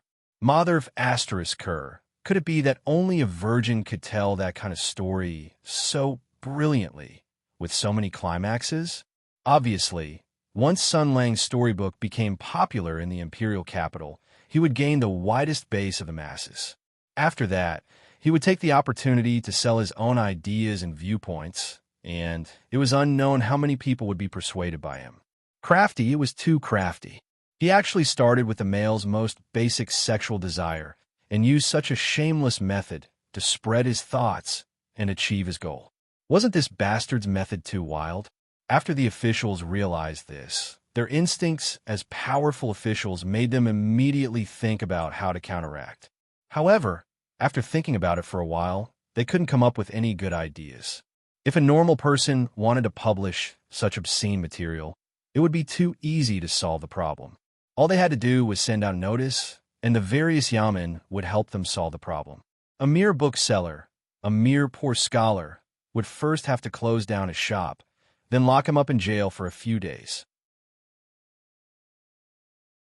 Once he came out, he would be honest. Even if he encountered someone with a strong point, he would directly ban the book and seal the entire city. Whoever read it would be guilty of the same crime. However, this was only a method to deal with ordinary people. If a high official in the system wanted to deal with an ordinary person, it would be very easy. There were at least 100 ways to torture the other party to death. However, if the other party was also in the system, even if it was just a small official, the matter would be a bit troublesome. After all, they were all officials of the same palace, so they couldn't do things too ugly. This was to prevent other people from harming them. Moreover, if the other party had a backer, they would have to consider whether they would offend other people for no reason and make a strong enemy. The current situation was even more troublesome. He was a former leader of the Central Military Commission, a current special general, a war hero, and a man who was known as a big tiger and had the power to overturn the government and the common people. He was so fierce that he could beat anyone he met. What did you do to him? You couldn't do anything to him. After all, this was the Ho-Tu Empire, a feudal and backward autocratic country. The legal system was backward, and the system was very weak. It could only allow the big tiger to be domineering and arrogant. If it was placed in a red country that was anti-corruption, harmonious and beautiful, developed at a rapid pace, and had an enlightened atmosphere, no matter how big the tiger was, it would still be defeated by the iron fist of the dictatorship. From this, it could be seen that socialism was better. This was probably the case. This matter was very difficult to deal with, because Sun Lang's powerful executive ability and unruly nature were very difficult to deal with. If you dared to obstruct him from distributing these comic books, he would dare to directly attack you. If you dared to propose to ban this comic book in the imperial court, he would dare to... Empress said sternly, if this kind of filthy comic book were to be spread, it would be offensive to public morals. If you insist on doing this, then this Empress will propose to ban this comic book in the imperial court. Sun Lang said indifferently, Empress, your thinking is too backward. Don't just look at the surface. This isn't a filthy story, but a fable to warn the world. Empress, you cannot understand it, and you can only see the lustful and disorderly plot. These are all your rights as a reader, but you don't have the right to stop me from expressing my thoughts, and you don't have the right to ban this story. He looked at the lords. Moreover, if you want to ban this story, you will have to seek the support of the lords. I believe that all of you are open-minded and wise. You won't overdo it, you won't give up eating because of choking, and you won't be prejudiced. After all, this is just a fable that uses current events to ridicule the present, right? At this point, General Shin's eyes suddenly lit up. He patted his head and revealed a smile. Speaking of which, since it's a fable about the present, then I have to make it more exquisite. The readers may be able to see that the mystical beasts are alluding to the imperial army, but as the author, I have to make it clearer and more immersive for them. Since that's the case, then let's allude to some characters. He looked at the ministers with a smile. How about it? Everyone mystical beast envoys. His eyes were very gentle. It was a feeling of this child might be able to enter this book. The ministers were horrified. There was an answer. There was an answer. If you dare to propose to ban this comic book in the imperial court, he will dare to draw you into the comic book and turn you into a woman to be F***ed. Sun Lang smiled. Don't worry, lords. If you don't want to become a woman, you can also join the plot as a man. After all, many people have different tastes, right? F***ck, F***ck, F***ck, F***ck, F***ck. Why isn't this son of a bitch dead yet? Although the ministers had been through a lot and had seen too many factional struggles, this was the first time they had seen such a cruel and unscrupulous method. Logically speaking, there were many dirty tricks in the imperial court. There were also endless ways to fabricate rumors to discredit the political enemy. For example, they could make up a funny story and put the protagonist on the head of the political enemy. Or they could fabricate a shameless story about the husband abandoning his wife and falsely accusing the protagonist of being the political enemy. They had seen many such things, but this was too much. Of course, if you don't want to, you can discuss it with me. I also respect everyone's choice, right? Sun Lang said with a smile. All right, you've read the story and learned your lesson. If there's nothing else, please go back. I won't see you out.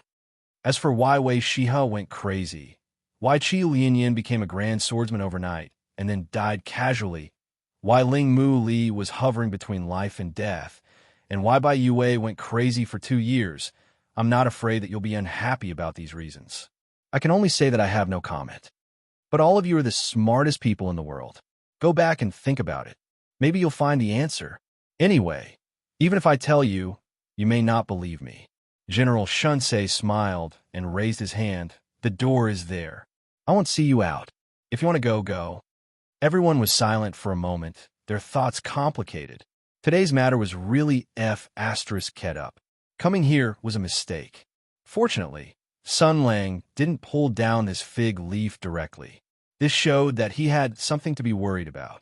In 2s and 3s, the ministers cupped their hands and turned to leave. Sun Lang shouted from behind. Oh right, remember to pay. Take the initiative. If I go and ask for it, it won't look good for everyone. You'll have to pay more for labor. Damn this lazy guy. We collect rent, collect bribes, and manage our finances. We have families to take care of us and relatives to manage our business. With such a big family business, we can only earn so much money in a year. But you King have it good. You just rely on your glib tongue to squeeze out hundreds of thousands of taels of silver. You're really shameless. Everyone's heart ached when they thought of this matter. There was also a lot of resentment in their hearts. They didn't even look back as they walked out. Sun Lang gave Tian Xiang and the others a look and told them to wait outside. Empress also wanted to slip away when she saw this, but she heard Sun Lang say with a smile, Empress, did I say you could leave? When the eunuchs and palace servants heard this, they all stood in front of Empress, looking like they were loyal to their master. Empress was also panicking. She angrily rebuked, You? What do you want? Sun Lang smiled and said, I just want to talk about some personal matters with Empress. Empress saw the important officials leave on their own and felt anxious. Without the presence of these important officials, how could a few eunuchs who could only show off their power in the palace suppress this audacious guy? She complained in her heart as she said, Didn't the general say earlier that you were afraid something would happen to me in your home, making it hard for you to explain yourself and not be able to escape suspicion? How come you're not afraid now? Sun Lang said calmly, That would just to scare you and use your hand to trick those old foxes into coming in to see the painting. Now that my goal has been achieved, they more or less know what to do. Since that's the case, what do I have to be afraid of? Empress, even if you really die in front of me today, I won't panic because these old marshals have all seen the painting. If something happens to you, they'll definitely have their guesses. After all, I don't have a motive to kill you. The person who killed you must be someone else. No, there's only one person. That person would even kill you, so whose life would they place in their eyes? The officials will definitely think this way and be on guard. I'll still benefit from it. When Sun Lang said this, he suddenly realized something and said, why didn't I think of that? I can do it myself and then frame them.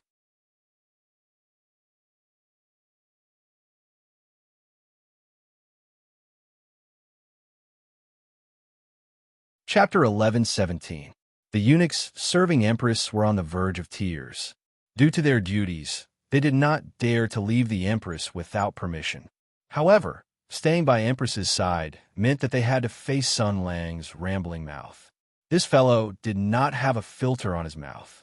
He was unrestrained and could casually say some soft and rebellious words, causing the eunuchs to be on tenterhooks. Once these words came out, they were even more shocked. They all put on their guard. Don't worry. I was just joking, Sun Lang gently said. After all, I'm a good man who clearly distinguishes between kindness and hatred. I would not go so far as to vent my anger on a woman. However, Empress, you have to take care of yourself." Empress looked at him and coldly said, "Is this a threat?" Sun Lang shook his head and said, "No, it is a reminder, a betrayal, and a pity."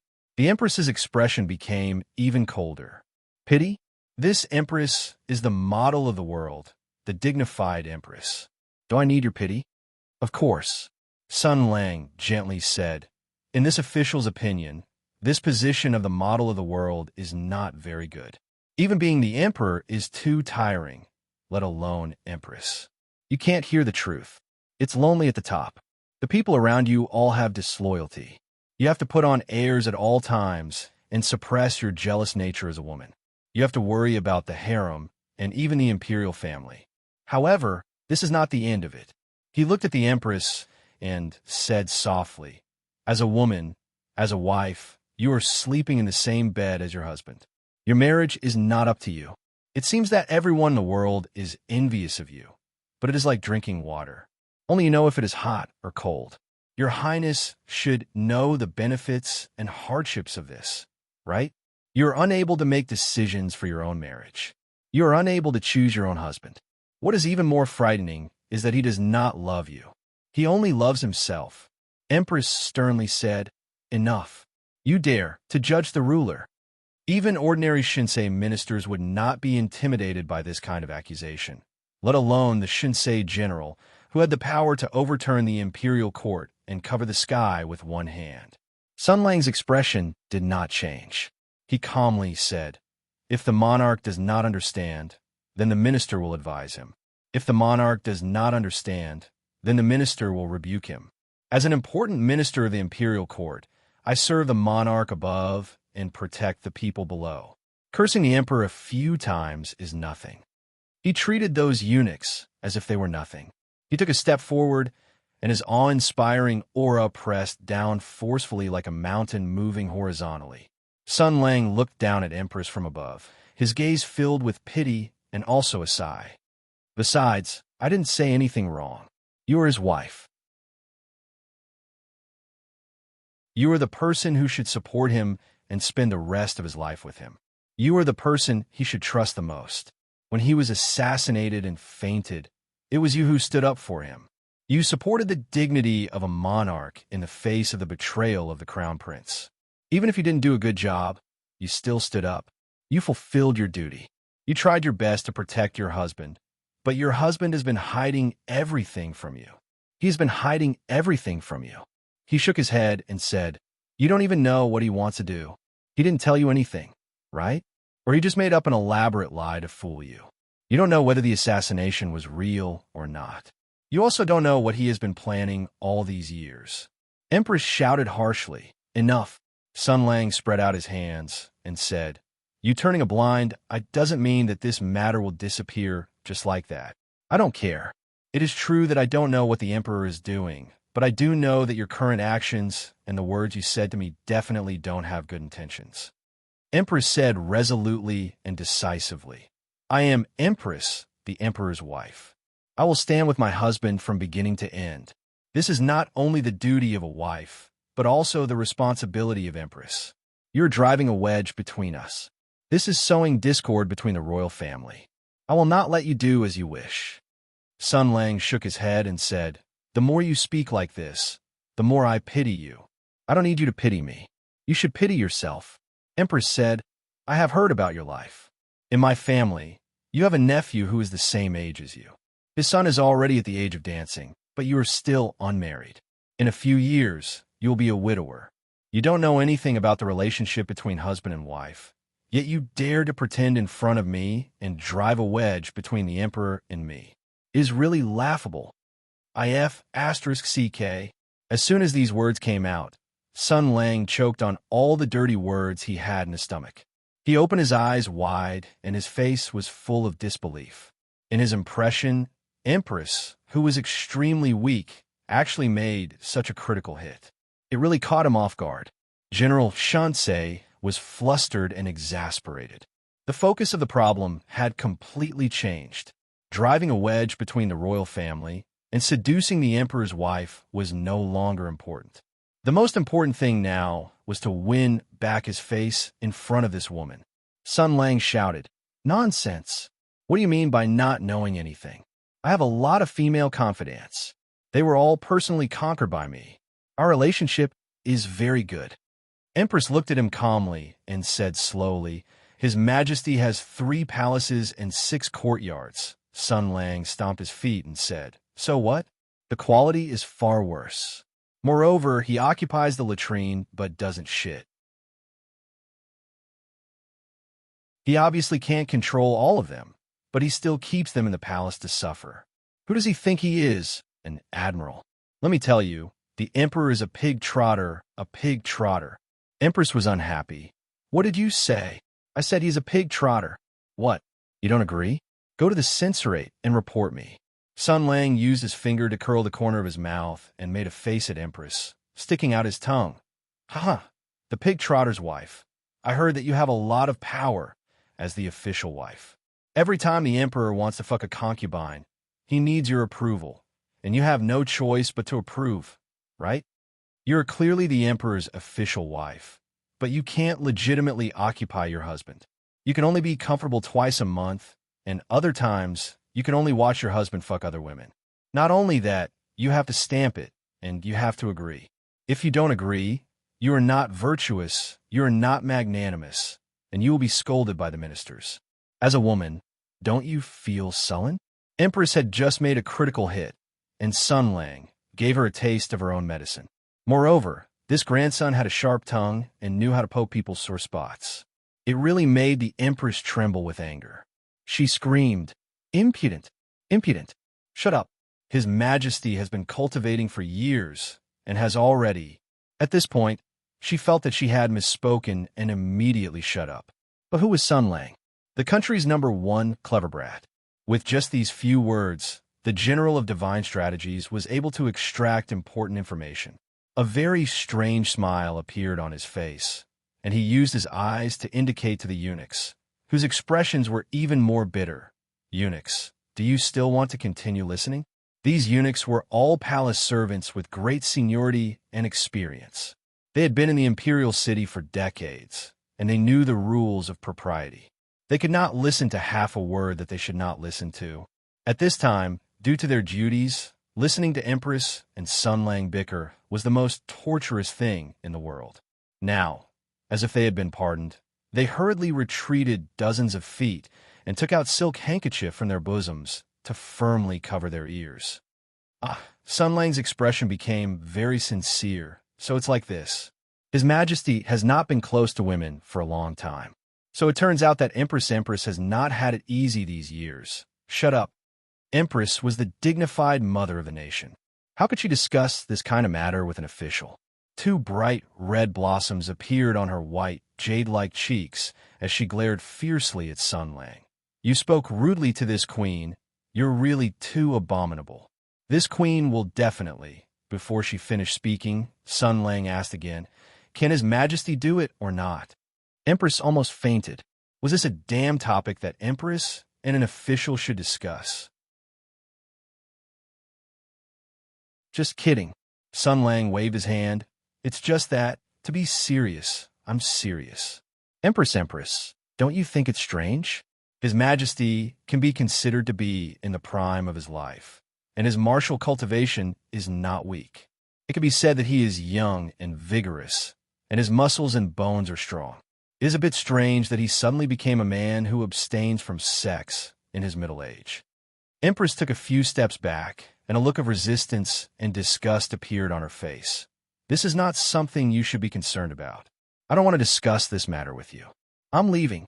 "Empress, don't be in such a hurry to leave."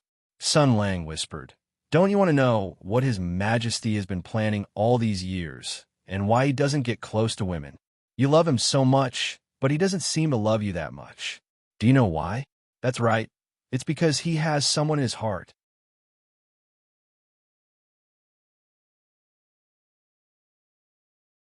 Chapter 11:18. Basically, women were paranoid, especially when it came to dual sex, especially when it came to her husband. She was the most paranoid among paranoid, because it was natural for women to be jealous. No, it couldn't be said that they were women. It was human nature to be jealous. This came from the possessiveness deep in their hearts. They viewed their spouse as their own and couldn't tolerate outsiders interfering. And although Empress was Empress, she was still a woman. Women would be jealous and paranoid. But as Empress, she was indeed more magnanimous and calm than the average woman. This wasn't because she was broad-minded. It wasn't because she had the crazy logic of, I don't mind sharing with my sisters. As long as you still love me, I don't care how many sisters you have. It was because of her identity. She was Empress. She wanted to be a role model for all women in the world. She wanted to be the mother of the world. She had to look at the big picture. She couldn't be jealous and couldn't exclude the concubines. She had to realize that the emperor's harem was for the sake of passing down the country's legacy and not just for the sake of King. So she couldn't be jealous and couldn't stop it. Otherwise, she would be scolded by the world as a jealous woman who couldn't see the big picture. This was probably a kind of moral kidnapping. Of course, there was another important reason why Empress was so calm. Because she was Empress. She was the emperor's official wife. Legally speaking, she was the only legal mistress of the empire. So no matter which flirtatious slut the emperor favored, her position as empress was as stable as Mount Tai. Empress was her. She was destined to be her. As long as she didn't do anything, no one could shake her position. Not even the emperor. If the emperor abolished the empress for no reason, he would be framed by the ministers and unable to attend court. That was probably the case. So when Sun Lang said that, your husband has someone else in his heart, and used the concubines as an excuse, these laughable tricks were completely unable to shake the empress's heart. Empress sneered in her heart. She faintly said, you've really disappointed me. The general is known as a divine strategist who is wise and resourceful. Now that I've seen you today, I know that you don't live up to your reputation. Are you trying to drive a wedge between His Majesty and me by using such ridiculous words? Do you think I'm a jealous woman? At this moment, her body seemed to emit the light of a harmonious palace. As Empress, I have to take care of the 6 palaces and deal with family affairs for His Majesty. I have a great responsibility. His Majesty's family affairs are also the affairs of the world. If the 6 palaces are harmonious, the royal family will be fine. If His Majesty has someone in his heart, I will be very happy. Naturally, I will matchmake for His Majesty and bring that sister into the palace. She will give birth to children for His Majesty and help the royal family. Do you think I will be jealous? Sun Lang was shocked, as if he was looking at an extremely precious living fossil. I haven't heard Long Out-Yin's classic speech in the harem for a long time. I didn't know your highness was so generous. If only my women were as sensible as your highness. He sighed. Then I will definitely become the world's largest peanut farmer. Empress frowned. What did you say? Nothing. Sun Lang said seriously. If your highness is so generous, His Majesty will be very happy. Since that is the case, why don't your highness Empress be a good person to the end and give up the position of Empress? The queen's expression changed slightly. Then she sneered and said, you're just trying to scare people. Do you mean that His Majesty favors a woman and even wants to make her Empress? Are you kidding me? Do you think I am a 3-year-old child? What a clumsy plan to sow discord. Sun Lang shrugged. You don't believe it? Empress said, I don't believe it. But her expression had changed. Although she didn't believe it, she felt a little uncomfortable in her heart.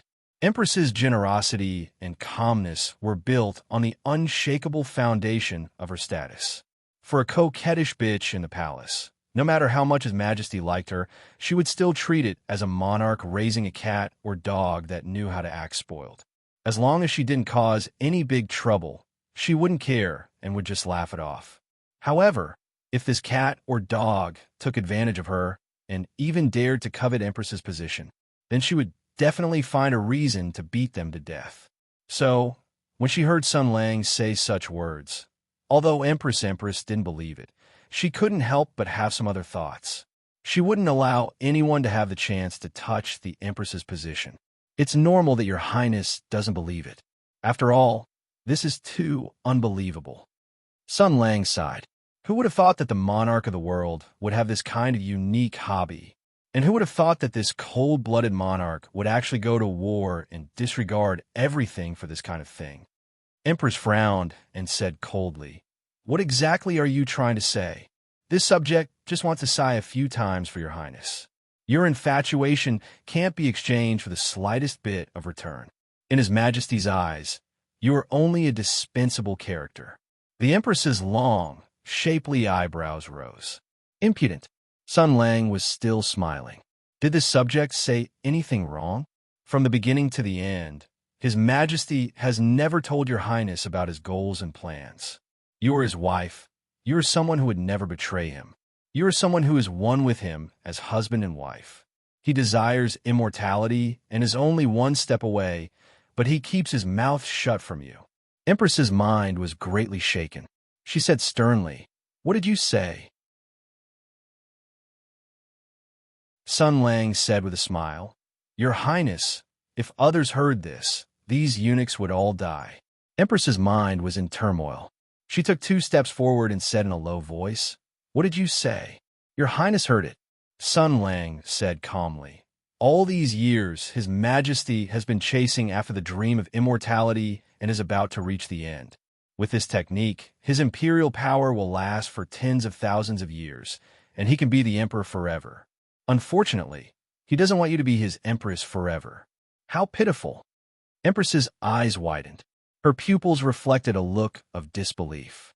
The amount of information in Sun Lang's words was too much. Who would have thought that this guy would casually toss out such a big secret? Did he make this up? Empress instinctively had this suspicion, but looking into Sun Lang's eyes, she wasn't so sure. "Your Highness, do you want to know what happened to the plot of Xian Beasts?" "No, you don't need to know. You only need to know that Bai Yue died in the Bai clan castle after going insane for 2 years. Ling Muley became a different person. The so-called sword saint of the kingdom died quickly and strangely in front of everyone. Qi Lianyan, a mere hedonistic son of a rich family, became a sword saint overnight. Wei Shihe, the grandson sword saint, repelled by all evil, went insane himself. Finally, Sun Lang pointed at himself and then whispered into Empress's ear, "Including me, we were all the Emperor's experiments, and you knew nothing about it." Empress subconsciously took a step back. She didn't believe Sun Lang's words, but she had to believe the facts before her eyes. The Emperor really was doing some terrible things in secret, but as his wife, she knew nothing about it. They were clearly husband and wife, but she knew nothing about it. The Emperor has been preparing this plan for a very, very long time. Sun Lang said, "But do you know why? He was just an emperor of the human world. How could he use the imperial army to seize people's souls and bodies? No one dares to attempt this kind of research that risks universal condemnation. Throughout history, there has never been a record of this. He is not a genius. So how could he come up with such a terrifying idea in a single night and come up with such a cruel method?" Empress had been overwhelmed by Sun Lang's massive amount of information. At this time, her head was dizzy and she couldn't distinguish between things. She subconsciously asked why. General Shunsei let out a long sigh. The sigh was full of melancholy, memories, resentment, and sadness. Because he fell in love with someone. No, it's not a person. It's a remnant soul, a terrible soul that resides in a weapon. It's the sword spirit of the Hutu holy sword, the weapon of the ancient sky demon, the origin of the Hutu imperial army. I call her the devil ancestor. Sun Lang looked at Empress, his eyes full of pity. "She made you a cuckold." The General of Divine Strategies faintly said, His Majesty was madly infatuated with her, so he agreed to her request and began to carry out a crazy plan. He wanted to find the perfect physical body for the ancestor devil spirit, and even asked for immortality. He wanted to stay with the devil spirit forever and never be separated. This is what he has been doing. You're tuning in to the Warrior Lore YouTube channel. Don't forget to subscribe and join us on this journey to catch the most captivating stories.